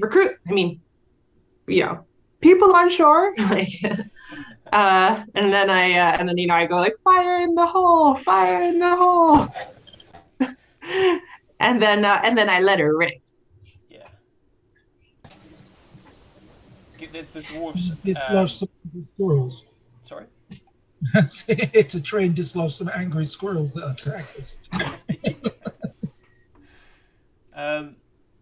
Obviously, with the reveal of the tarpaulin, Nevin, you can see a very finely crafted, I'd say, trebuchet has made an appearance. Vivian seems to, under the guidance of, and support of the dwarves, Vivian seems to have outperformed herself really with the trebuchet that she's crafted. They help you position it, Vivian, and line it up. Sweet. Just wondering what sort of role to give it, really, for the target practice.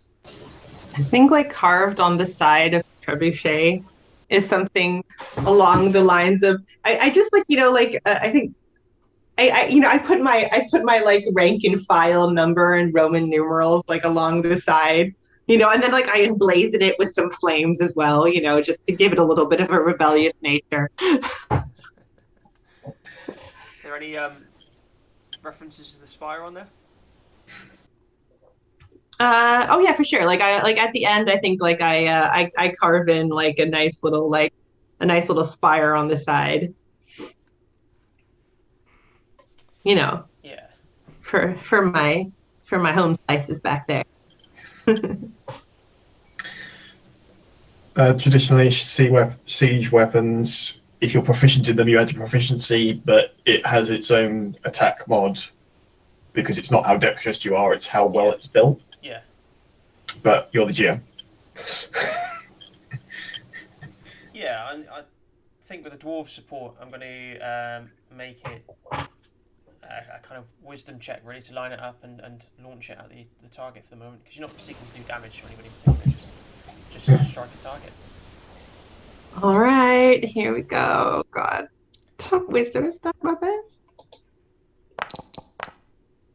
19. Nice. I'm rolling quite well today. Yeah, so just to hit a tree, kind of dead center would be, we'll give it DC 12. So yeah, you launch half of the boulder that you'd brought with you from Leonie. It whistles and sails through the air with a great big twang from the arm of the trebuchet, and smashes the tree that you'd pointed out to everybody before you launched, dead center, with a great big cracking thud that shakes the tree, and you hear some wildlife scatter.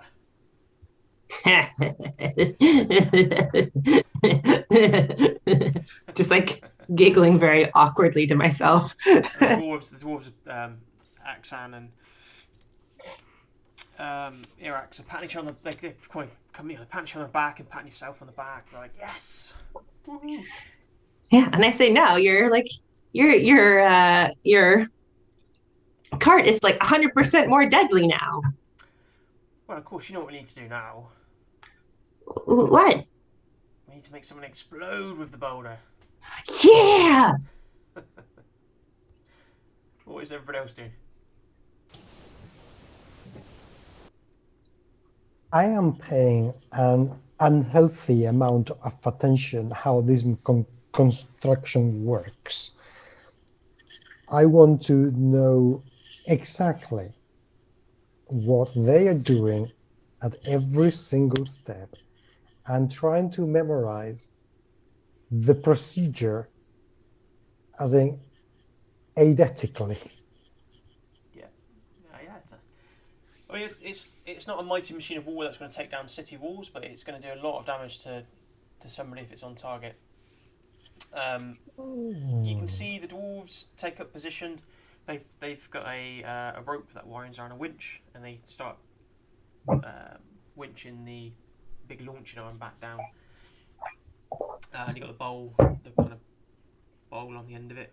Once the winch has brought the arm down, they both go over and grab the other half of the boulder that survived from your extraction in Leone, and start moving that over towards the cup to place the projectile in there. If I notice that Kendra's interested, like I like show her. I'll show her the blueprints, like of how we built it. Bev, question for you. Hmm? How heavy can the object that you put in there be? Well, it should be proportional to the counterweight in order to be able to aim it, because the lighter you are, like, I think the more force. It's basic physics, and I go into like a really long, essentially like, wait, you don't want to jump out of it, do you? Not me personally, but it might be fun if somebody else did. I really think that this has the distinct ability to kill somebody if you fling them out of a trebuchet. Oh, but what if we did it but in the water so it doesn't hurt them? Yeah, but if you hit hard enough into the water, it can be hitting into a stone floor. Okay. Yeah, that might not be all that much fun then. No. It I would be mean, fun though. if we ever want to demoralize our enemies, this one time during the war, there was basically, and I started going into like this really horrible thing where, you know, they'd like just like fling bodies over walls with trebuchets and stuff like that. So I mean, like we could totally do that one time. That kind of sounds like disgusting, but it might work. I don't know. It could be interesting to find out. Yeah, just to figure it out. Okay, this is just for experimentation purposes only. Okay. Okay, let's do it. Okay, fine. The next time, the next time, I think the first time that we kind of get into trouble, and that when Nevin has to kill somebody, because I'm sure that he must be gagging to kill something. We can try that. Oh yeah, see, yeah. I mean, we could always try it with like, oh wait, you're a hunter. Well, like if you hunt us some dinner tonight, we could try flinging a carcass or something, like after we take the meat off to see what would happen to the carcass. I can do that. What would you like me to hunt? Something tasty? Well, everything is tasty. It depends how you cook it. So I don't know. Rabbits are tasty. Hares are tasty. A deer, would that work? Or a boar? Yeah. Okay, good. I can do that. Okay. I'll do that.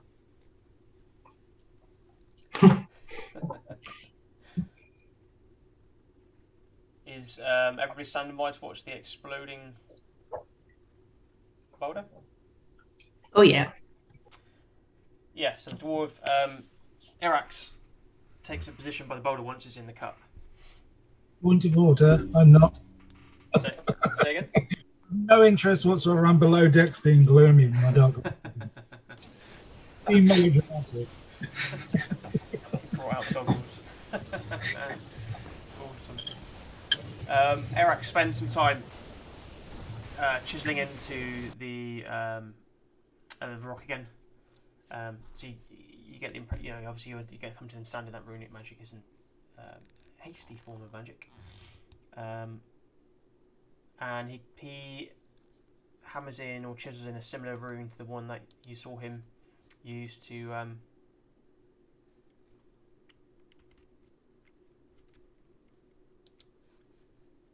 split the boulder back at Leone.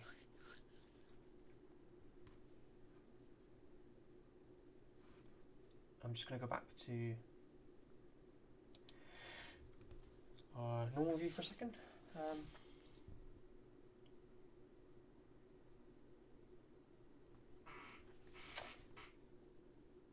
And yeah, he spends some time chiseling that rune in, and then he stands back and he's like, we're ready to launch. I think we're still on target. It's not going to be a quiet one. I say, please do the honors. So it's where Country, you see him walk up to the lever that Vivian used to launch. He kind of checks. Yeah, definitely haven't adjusted anything. Slams the lever back, which lets the rope go. Uncoils itself and launches the projectile. Let me just make a roll over on.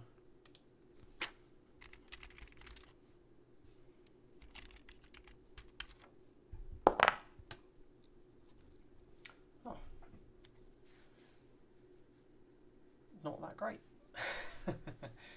So it actually, whether it's a drift in the river momentarily or the wind's pushed it off target, it launches way off of the tree that you struck dead centre, Vivian, and slams into some shrubbery off to the side. There's a huge explosion that leaves a small crater, and the shrub itself just disappears in a blast of smoke and leaves. With the huge explosion, I come running, bolting up onto the top of the deck, and there's this kind of expletive, deletive kind of language coming out of me with my hands in the air going. So with the explosion, the boat does rock slightly as well from the backblast. He's grumbling, oh, well, I didn't hit the target, but hey, at least it blew up. We blew something up, yeah? That was the whole point. We're impressed, Vivian. Sorry, what did you say? Oh, David, are you okay? No, what the hell is going on? We're blowing things up with the trebuchet that I made. Oh. Thank you. Okay.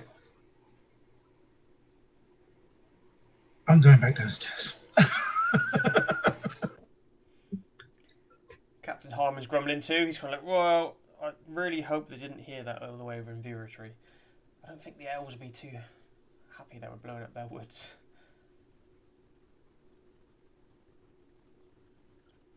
But hey. Oh, it'll be fine.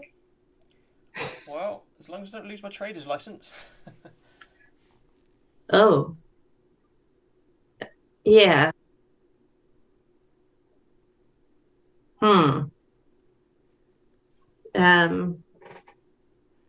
I'll talk to them if that. No. I'll get Dovith to talk to them if that happens. Well, Or Nevan. No.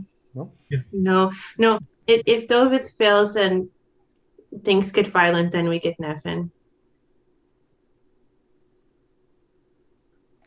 Let's just get Nevan.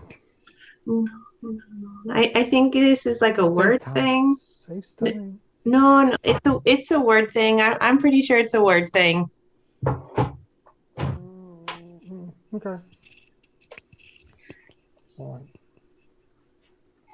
Well, just to hopefully appease any too much anger over it, I want to send a work crew out to fill the crater in.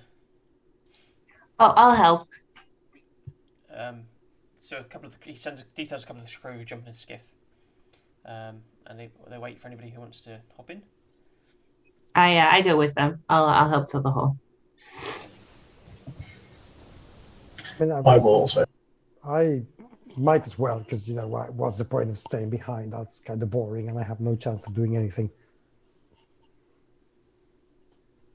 Dover, if you staying on deck. No, I've gone back downstairs. They make the most they can. So there's they row the skiff. The crew row the skiff across the shore for you. and they head over to the crater with a couple of shovels they brought and start to fill the crater back in, which doesn't take too long. Perfect opportunity to hunt though if you wanted to look for tracks, Bacandra. Yes, I do try to put a few of them, even though I was thinking earlier, which I didn't think on time, but I was thinking, well, we could hunt with a trebuchet, and try and see if we can hit like a herd of deer or something, and maybe we can get a couple of them in one go. Well, that might save some time. I don't know. We're at it. You're bound to hit one. So, but anyway, yeah, I put some traps and try to get some rabbits and hopefully a boar. A boar would be amazing if we could get it. So you did hear and see a lot of wildlife scatter with the mainly from the tree with the first launch. With the second launch, you did see a couple of deer bolt and birds lifted for a good area around you. The birds lifted into the sky before they settled again with a raucous squawking. But yeah, give me a survival check. Okie dokie, let's find out how adept I am at survival. That would be that. Well, that's not bad at all. You 18. Find that the tracks around you. See the Ganges is apparently teeming with life. You see deer tracks, wolf tracks that go right up to the edge of the street of the river. You do find some boar tracks crisscrossing the area around also. Mm-hmm. So you can take your choice really. The rabbits. There's a rabbit warren nearby. No, I'd rather go for the boar. I don't want anything to do with wolves. They are kind of, yeah. I go for the boar. Let's go for the boar. Yeah, it's an easy enough trail for you to follow. It seems like this animal has a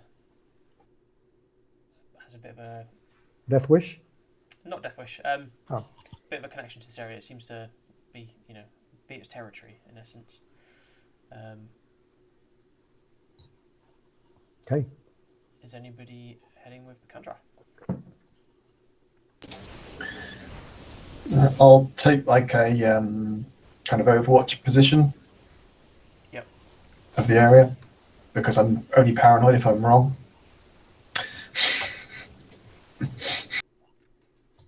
I'm filling the hole, so that's what I'm doing.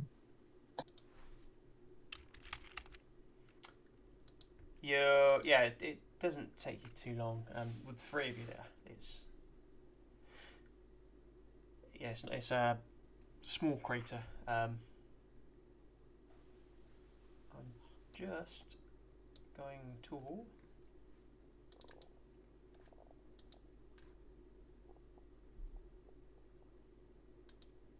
sort out the boar. 1 second, sorry.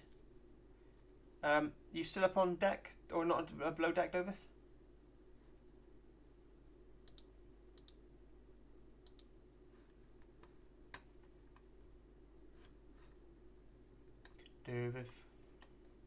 Terry, you're muted.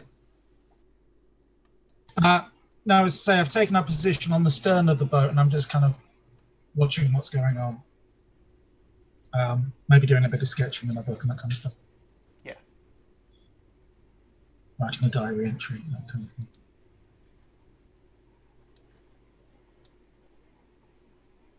Something about we now seem to be on a military vessel.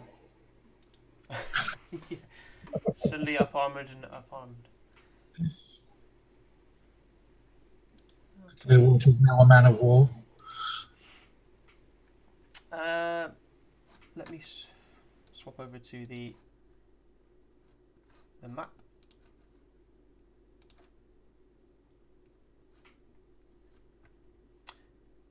So Bacandra, you've kind of headed up this way. Okay. Niven, put yourself wherever you'd like to be in relation to that. And Niven, you're off over here helping fill in the trench, or the crater at the moment.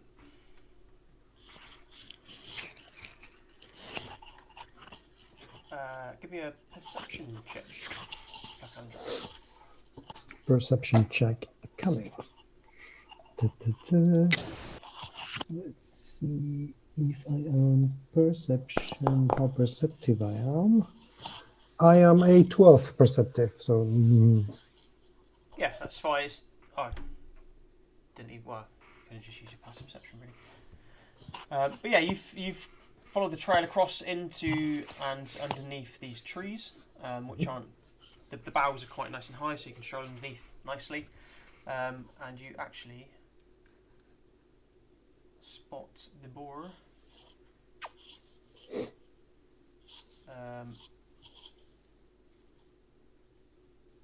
Hiding away from the explosion, almost on the edge of the map.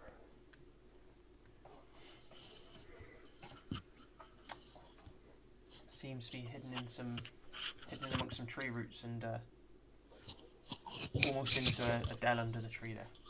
okay. In that case, can I actually see him? See Yeah. it? Yeah, he's kind of. Okay. You can see his little eyes looking at you. Oh, he's looking at me. Yeah, he's looking at you. Yeah. He seems to be stood there shaking, slightly shivering a little bit. Pretty shaken about what's going on. Oh dear, I'm beginning to feel kind of sorry for it.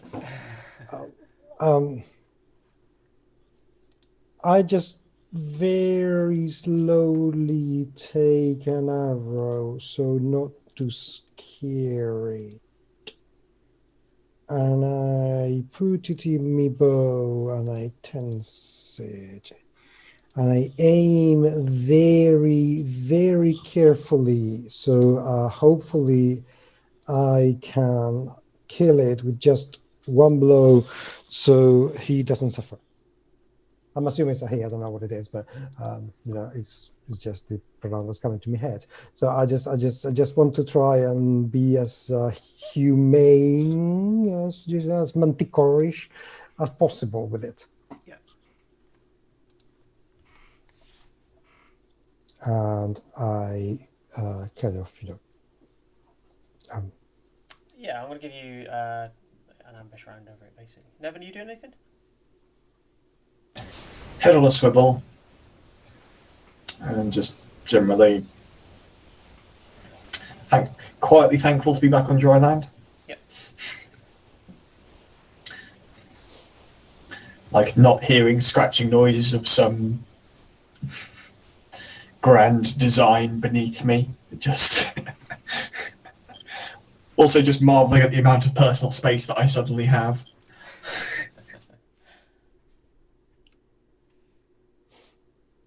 So it's just over to you, Picandra, really. You like this shot. I'm going to give you, like I say, I kind of feel very sorry, and at the very end, I think about it, and the arrow just goes all over the place, and I just, do I really want to kill that poor thing? It's looking at me, It's probably got a family. The sun glinting through the branches and the boar tugging at your heartstrings, just throws off your aim slightly. So the arrow slams into the tree next to it, which startles it, and it leaps at you, pawing the ground, looking like it's ready to charge all of a sudden. I just say, calm down. Mishi. Give me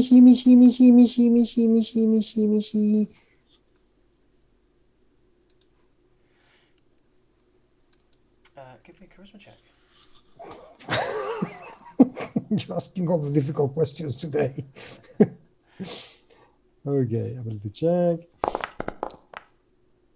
Actually, that's not too bad. A 15. You're it's wisdom animal handling, isn't it? Sorry.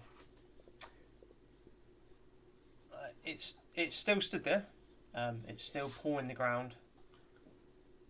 Still quivering. But it's not actually charged yet. I take a little bit of food out of my belt and very gently, because boars are, omnivorous, so, a little bit of dry Yeah. meat or something, very gently toss it toward him. Yeah, he's still quivering. You can see his bristles on his back are up. And it trots down with its trots forward. And I keep head low. making I keep making very soothing noises, as in purring and things like that. So, Yeah. and I come down as well onto the floor so he can see that I am no threat anymore yet. He comes up snuffling. His tusks pushing at the strip that you've put down, and it disappears into its mouth. I said, "Good, Bori. That's a very good Bori." And I just... You can see he's got a few scratches and scars on his hide from some of the fights he's had. He seems fairly young. Currently out on his own. Still shakes slightly under your hand. Okay. I take another piece of meat and I just try to take it off my hand this time. It disappears into its tusks. Its front teeth kind of nibble at your fingers. Okay. Is he calming down a little bit now then? Yeah, he's calming down. Yeah. Okay, so I tickle his chin a little bit. He sits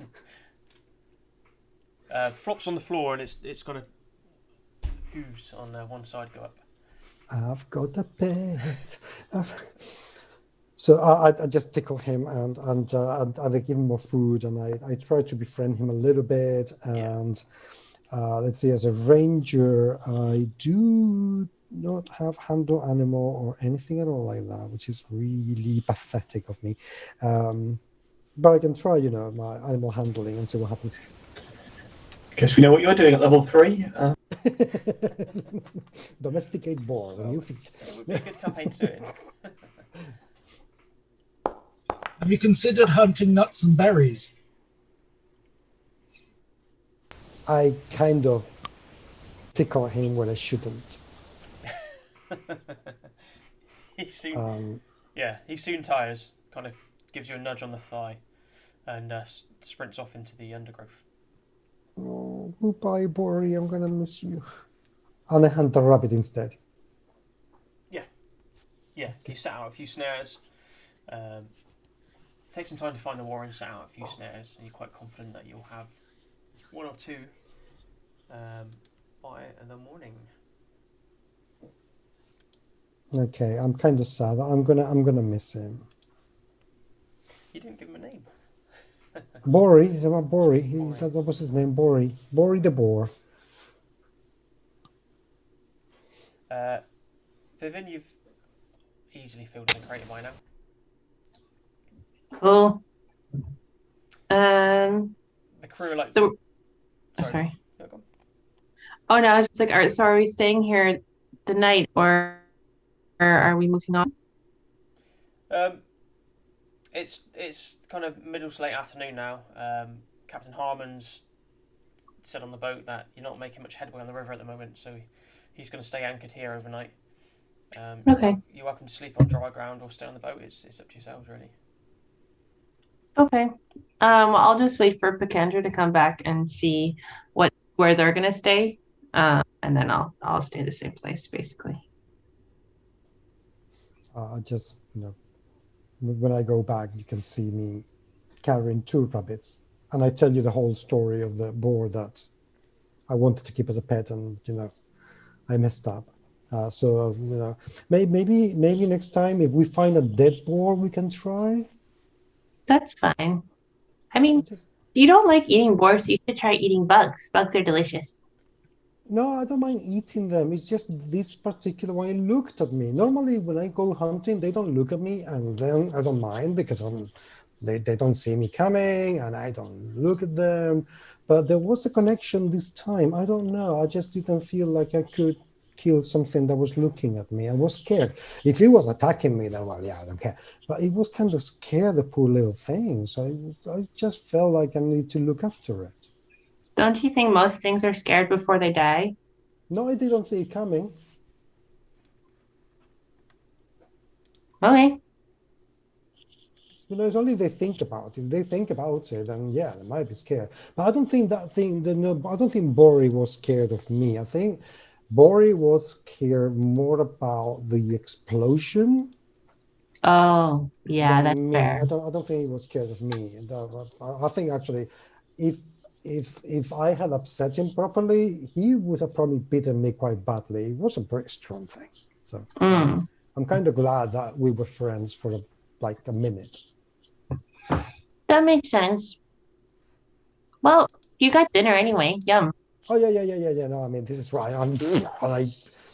Rape the skin of a rabbit in front of your eye, very skillfully, as in this is how you do it. Whoa. Here, if you get a few of these, and I give you the skin, you can make a scarf. Okay. Now? No. I mean, you need to clean it, and now I might have some fleas or something. But no, you need to clean it. But if I get a few of these, you can make a scarf, and if you get a lot of them, you can make a cloak. And if you really get a lot of them, you can make a whole coat, and they're really warm in the winter.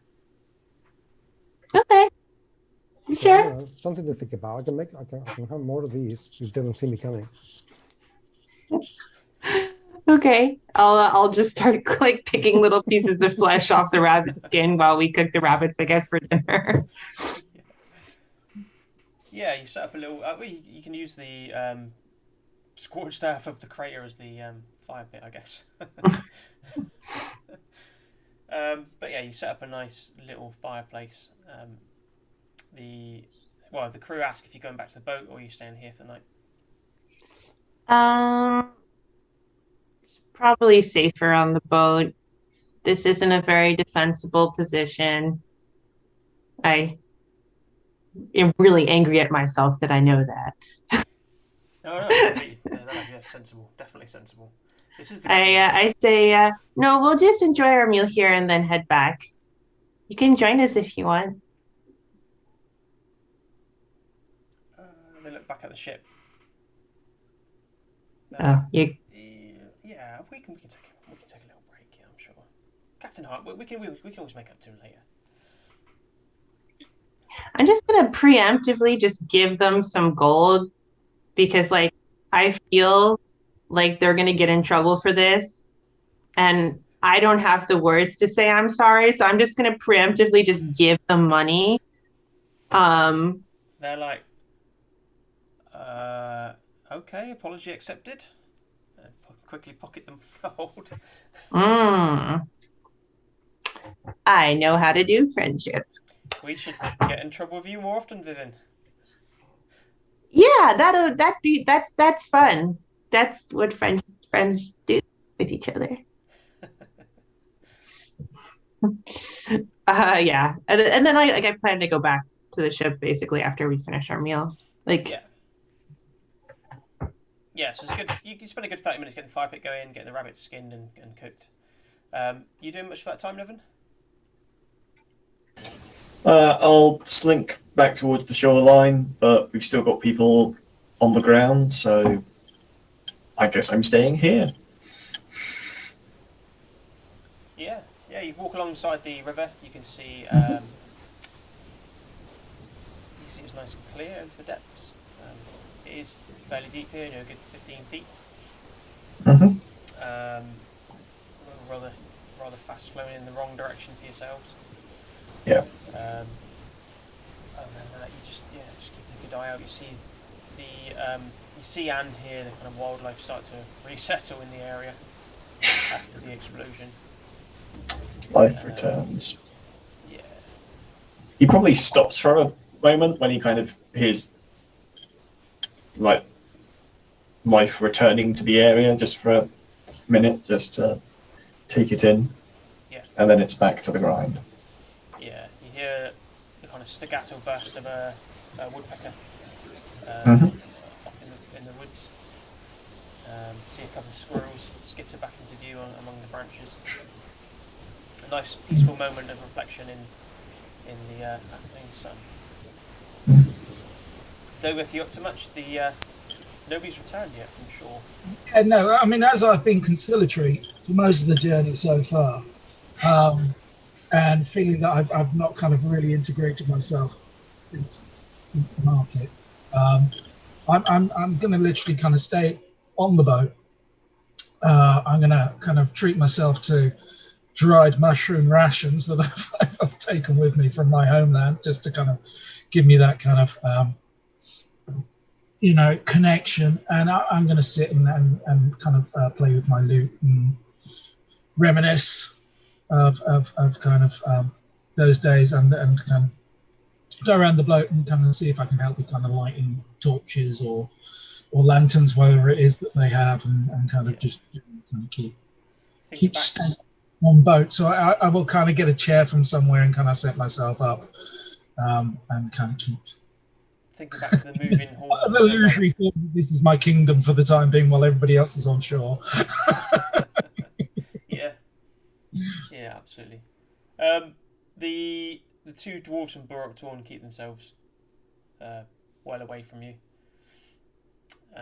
Understandably. Sorry? Understandably. We can't be all as giving and inclusive as I am. Yeah, you still get the odd hot glare in your direction as well, They're a bit more accepting of the fact that you're Vivian's friend, and they seem to have obviously taken a shine to Vivian.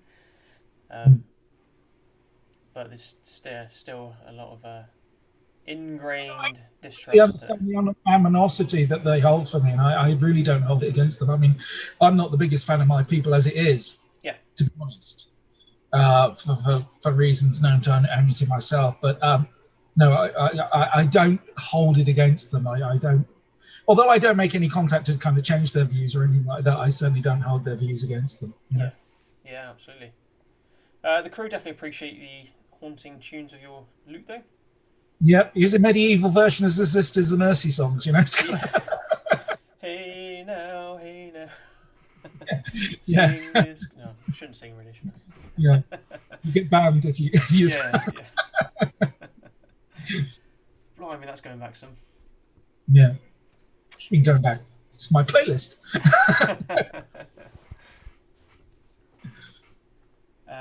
So it's a nice, peaceful end to the afternoon, really. And eventually the crew are like we do need to get back. We'll row you back on the skiff, and it's just going to be a quiet night, hopefully on the river. Okay. I'll tell you what I'll do, just as a nice thing for everybody coming back. I'll brew them some Underdark tea. It's got an earthy taste to it, but it settles in the tummy, and it's hearty, and it kind of warming. Some Drendali moss tea. That's the stuff, without the moth. Does it leave you glow in the dark? No. It doesn't make you glow in the dark, but it does make you regular if you're constipated. Like eating prunes. Yeah, like prune juice, syrupy, nice. The secret ingredient is the tears of your enemies. like Turkish coffee. You can make a whole ritual of it, really. So as the shore team arrive back, there's a nice heady smell wafting from the ship. Yeah, nice herbal. As I offer people the cups and that kind of stuff of the mixture, I tell them the story of where it came from and who invented it, and the tragic love story that's linked to it. And Doviv's there, as he says, offering you some dented tankards of tea, because they're all they have currently on the ship. No, in tiny cups. It's strong stuff. It's a I can imagine a kind of minty looking brew. I'm totally there for the tragic love story. I'm just like listening, like, oh. Well, I'll use some prestidigitation as well, so I can kind of create sounds and smells and stuff like that to kind of correlate my story. Yeah, this is like the closest my character will be able to get to a YA novel, like in this setting. So, like, I'm here for it. Banned by the Legion. Yeah. I pull out a very dog-eared book and hand it to Viv. And it is a it's the cross between Hammer Horror, Mills and Boone.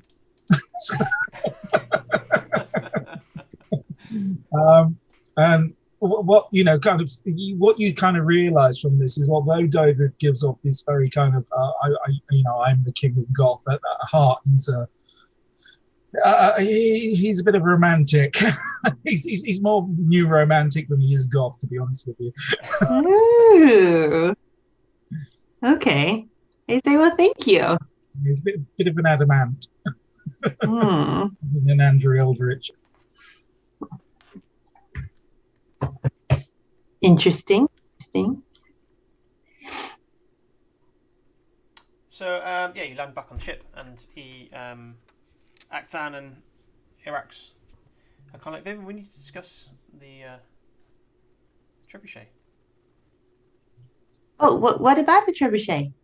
Well, I mean, what are you going to do with it? Where are you going to? What do you? Kind of take it on your journey with you? Well, no, it's yours, right? Oh, are you sure? I know we Yeah, of discussed it, but we course. did. You put such hard work into it. No, it's yours. I can take my carving off of it and put something that you find important on it. That's the honor is yours. The carvings can stay. Oh, thank you. But no, you were nice enough to let me do this, and I learned a lot from you. So you have my thanks, my friend. Well, hopefully it's kind of risen your esteem in the eyes of your colleague as well.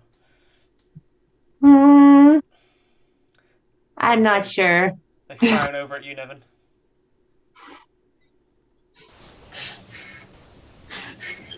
I'm completely, utterly oblivious to it. I say, it's fine. Maybe this is all about proving something more to myself than to him. Well, you've certainly done that. Regardless of what your, I don't know, was he your superior officer, your guardian, It's complicated. Every time I exactly question these things, no one exactly answers me. They gave me this book, but every time I quote the book, some people roll their eyes. It's complicated. I guess it's a conversation we're going to need to have at one point, but for now, I guess commanding officer, probably, questionably, not sure. I think that conversation's drawing nearer all the time, but yeah. So that rune carving thing, is that only a skill that dwarves have? Well, it's a knowledge we keep to ourselves. Oh. Yeah. Okay. It's passed down from the elders. And we certainly don't let the secrets fall into anybody else's hands. Oh. Dalliance.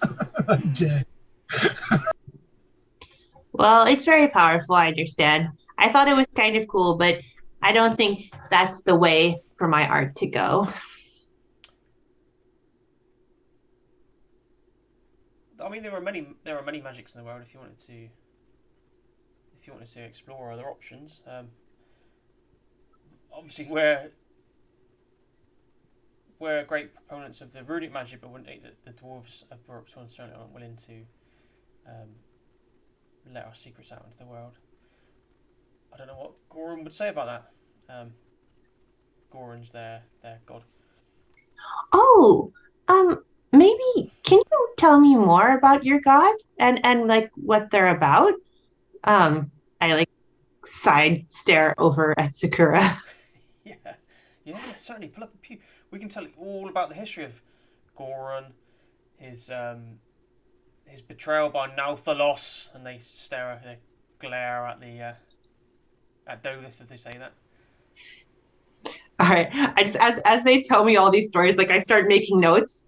So just in case, like doing like pros and con lists for Sakura, like about like pros of Goran, cons. I won't write the cons while the dwarves are here.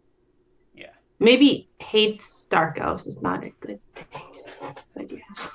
Yeah, you can take away from it tell that Goran is. They launch into the whole history of Goran's birth, his help and taking the dwarves into the fight against the Titans, and their great betrayal when they were facing churn because the Drendali and the dwarves, the Burok dwarves and Mountain dwarves were allies up until that point, but the Drendali essentially left the dwarves to die in their eyes. So Goran very much has a deep-seated kind of antipathy for the mountain dwarves that carried on throughout the decades and centuries. Obviously, from your perspective, Dovith, things were a lot different. I pay it no mind because I don't get involved in those kind of things. I mean, while this is all going off and they're throwing glares at me and that kind of stuff, I'm actually drawing a really nice picture of a boar for my friend because I was so moved by his story. So I'm drawing this cute little picture of a boar to give to him. Okay. So I don't get involved in politics or religion. I'll leave that to them. Are you going to create a working image to work from? So you like tweak some features. So does it look like this? Oh yeah, and he's going to have hearts and all that kind of stuff. and nice vignetted and kind of I'll frame it up and you can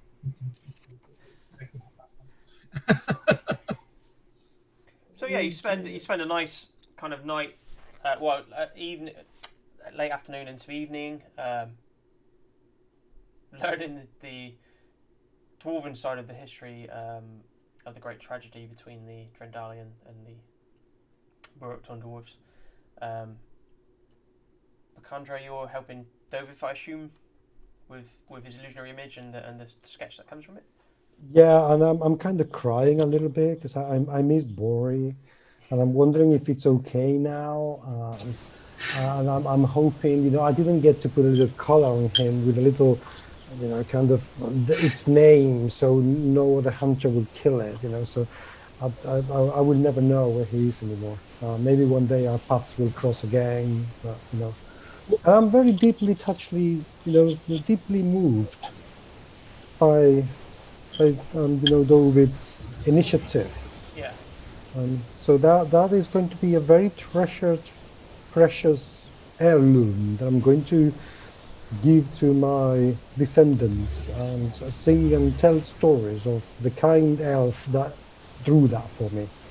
Visual record of your journey, or part of the journey. Yeah. What we can do before we leave, I suggest what we can do before we leave, we leave a small offering for the boar in the forest. And say thank you for the time and the experience that you had with the boar before we leave. That would be lovely. Thank you. No, thank you, my friend. Thank you for sharing your story with me. I have you. I welcome back. I've had coffee.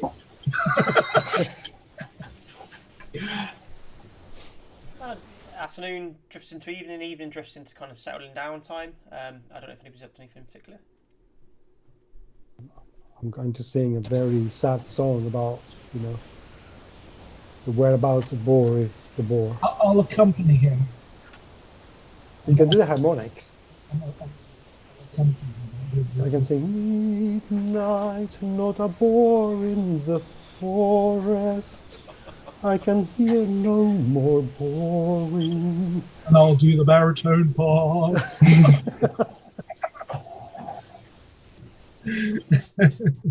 We totally need to record this in between sessions now. I'll even cast a kind of little cantrip so his hair blows in the wind, and we'll get a couple of floating candles or something. If we do it on the top of the deck, we've got a stage. We've got a ready-made stage. That would be amazing. We'll do that. We'll have a little musical for our long-lost friend, the Bori. We have to be careful what we sing, though. We don't want to fall into any kind of copyright violations. Singing memories here throughout. Yeah, so we'll do that, and then in the morning, if we get a chance, we'll leave that off for you. Okay. Well, I guess everybody settles down. Is everybody sleeping on deck or below deck or On deck. on deck? Well, definitely below. Below. Below for me, always. Nevin, you on your patrol around the deck rail again? Yep. So, around about 1 a.m. Mhm. You see Bowsmith Moon has swollen slightly from the night before. Mhm. Everybody else is asleep. The crew, one of the crew members is you get the sense you'd normally patrol if you were laid up like you are at the moment, but he's taken up position by the tiller. Occasionally swaps ends to keep an eye up and down the river. Yeah, you hear a squealing from off in the woods towards the location where you'd spent the afternoon. And you hear like a really quiet kind of almost growl. And as the moon slips behind from behind a cloud at a particular point, you can see 6 forms in a clearing, 6 crouched around a shape on the floor with legs pawing in the air, and you hear a tearing, and they're like.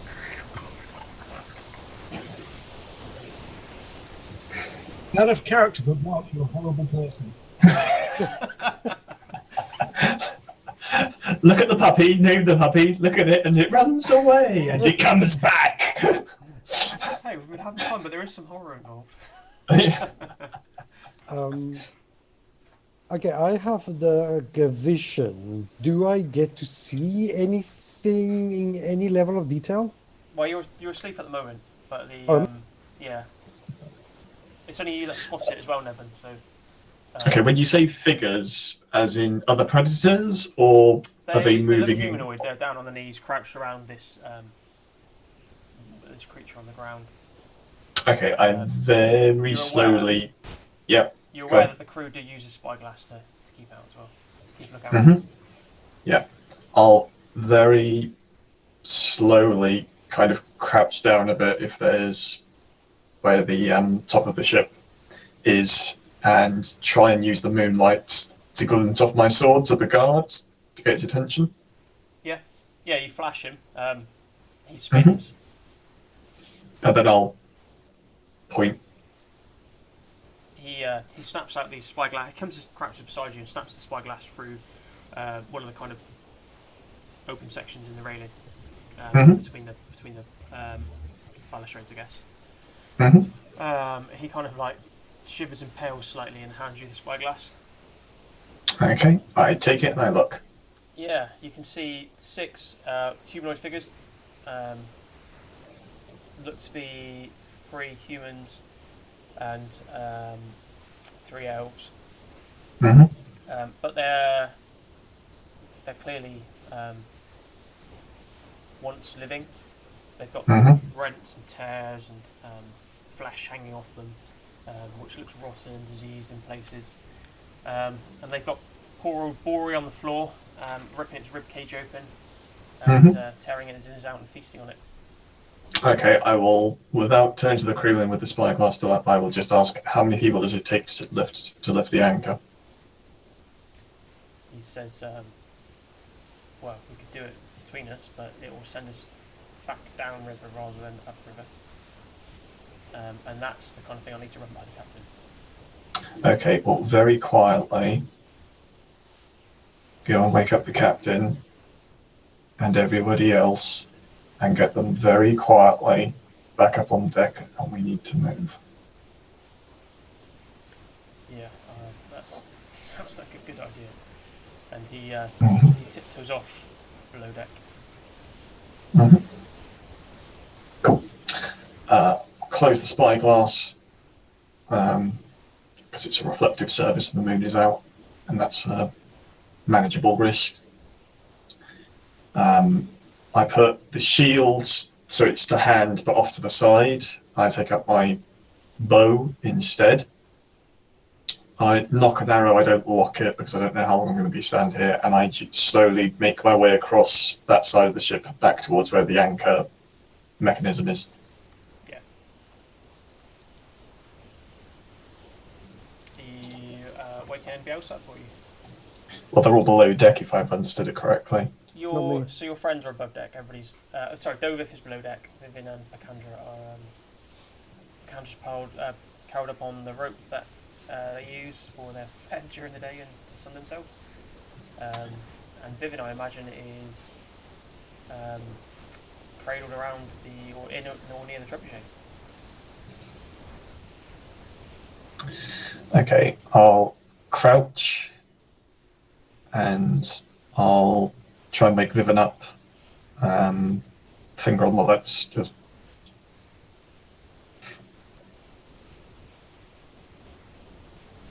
I kind of motion like, what is it?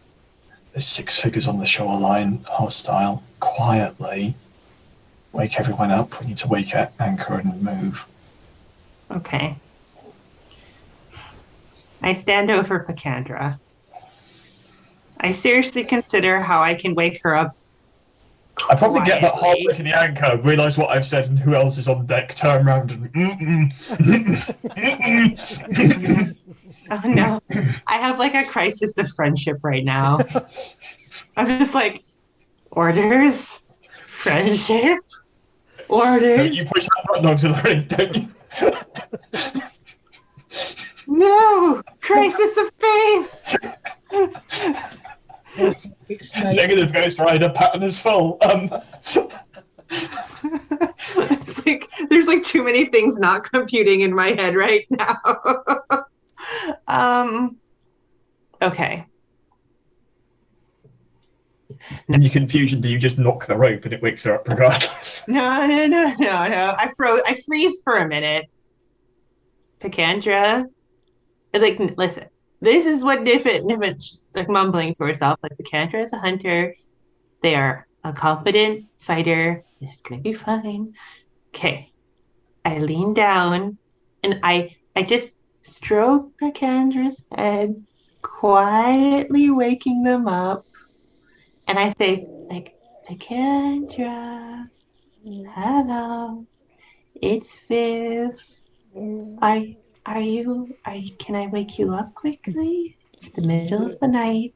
Yeah, what's going on? What's happening? What's going on? Shh. We need to be a bit quiet. What's happening? Okay. We need to be quiet because there's enemies on the shore. So we have to wake everyone up. But you need to be like stealthy hunter person right now, okay? I can do that. Okay. Stand up triumphantly. Okay. My back is firmly to Vivian. I can probably feel the eyes burrowing into the back of my head. Where are they? Yeah, like you Nevin, you showed me the general direction, right? I point to the like. Okay, can I see? Yeah, you can see the 6 humanoid figures crouched around another shadowy shape on the floor. They're not, by this stage, you're not quite sure what it is they're crouched around. Okay, what are we going to do? I think Nevin's gonna pull up the anchor, but we should wake everybody up quietly. Okay. That's when Harmon kind of stalks onto deck, looking quite bleary-eyed. I am going to go over there. I'm going to try actually to sneak away and see if I can load the trebuchet so I can throw a rock roughly to the place where those 6 figures are. Yeah, you can start winching the trebuchet, definitely. Very, very gently. Yeah. It's rope operated in the winch, so you can spend some time just kind of hauling on the winch to bring that arm down. Okay, I'll do that. Hopefully they don't pay too much attention to me. They're too busy trying to lever the anchor and to elevate the anchor and looking at those creatures. Where I am a bit like, this is my moment. So I'm gonna. Go on, Oh, sorry. Vivian, go on, I'm gonna wake up Dovith. By the way, that It doesn't need Yeah. to. Gonna head below deck. Yeah. Nevin, you've heard the captain come on deck, and you can also hear the creaking of the trebuchet arm. Okay, I'll catch him up with the situation, hand him the spyglass, and give him the general direction, and suggest that if there's 6 of them we can see, we don't know how many there might be out there, so it might be wise to leave. Yeah. Well, I mean, we can slip anchor and move away quietly. It's going to take us back downstream slightly. But hopefully, you know, a good half a mile or so away, we can anchor up again and just make up the distance tomorrow. Happy to do that. Mhm.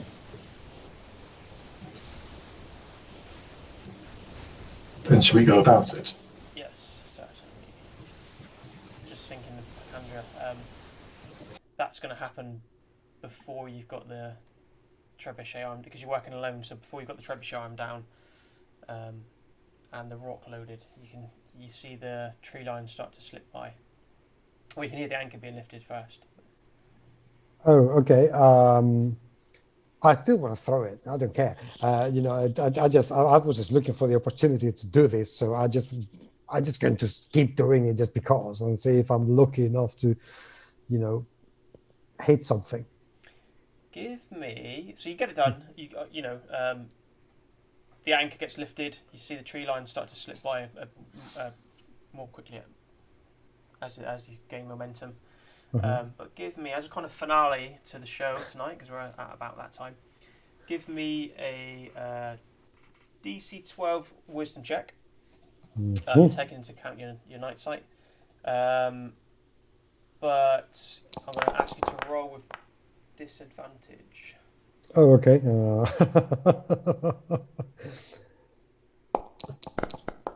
Hit control when you click it, it'll roll with. A 9. A 9, okay. Yeah. Yeah, so unfortunately it didn't beat the 12. It's close, it thuds, this huge rock thuds into the ground near them. And these creatures look up, not quickly, but kind of like momentarily look. And then they return to whatever they were doing with whatever it is on the ground. Okay, so I look, when I've done that, I look at Biv and say, now I understand why you like this. Why don't we try again? Sure, but wait. Yeah. Okay. But we're going away from them now. What have we done? Is there a way that I could just release the anchor again? And no. I'm more thinking that don't we have a moral obligation to like stop these things that eat things from hurting people? Viv is having a very morally difficult time right now, Mark. Well, I mean, technically, the commanding officer said run away, so. Yeah, but it's like, yeah. Okay. Tactical retreat. It's But not yeah, tactically, it kind of you as Nevin pointed out, you're not aware of how many other creatures are out there. You can only see these 6 at the moment. Yeah. The woods at this time could certainly hide more. Just for flavour, as it fires, Nevin turns around, and although he doesn't have to breathe, there is an audible sigh.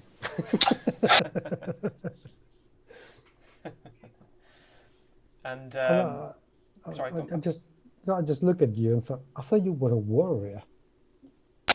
No, they're trying to make me into a warrior, but I want to be an artist. No, you. No, I know that you're an artist. I mean, come on, you've made these beautiful things. You are an artist. No, I meant you, Nevin. I thought you were a warrior. But here we are. I am, which is why I know that it wouldn't hit, because the anchoring points on this allow it to warp when it fires, rendering it useless at the set range until it's reset. 2 words for you. Running away. Well, if you feel that brave, you're welcome to swim upstream and try yourself. I felt that brave to throw a stone at them. And put us all at risk. How? They weren't aware of us, now they are. They are still eating whatever it is they're eating, and we could have killed them and be way more fun. And there would be six less things eating something in the world, and now there are 6 things You eating appear things. to be under the misconception that I care what you think or it matters. I don't, and it doesn't. You placed the unit in danger, and if you were one of mine, I would be having this conversation very differently. But I am not empty. No, so I am continuing to listen with my rapidly shrinking patience. The captain's like, can we please keep the discussion down? As you've rightly pointed out, we're trying to I'm keeping quiet. keep our presence hidden from whatever those things were back there. I'm not the one losing patience. Captain's orders, Legionnaire. Okay. Oh well, never mind. Since we're not gonna have any fun tonight, I'm just going to go back to sleep. You can't miss with that. Just I think unless anybody has anything to add to that, it's a good point for us to finish.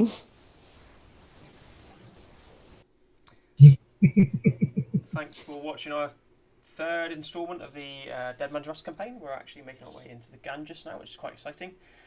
yes.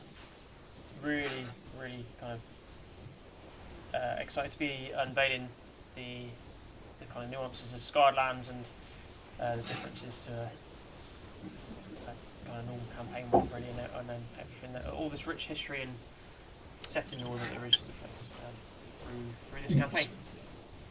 Thanks very much for watching. We are Red Scar and Friends. Yeah, check us out on Twitter and on Twitch. We've got interviews first Friday of the month of various wonderful people, and we've got B-Day Walters this Friday. Come and give us a follow and stay safe out there. Thank you, everyone. Bye.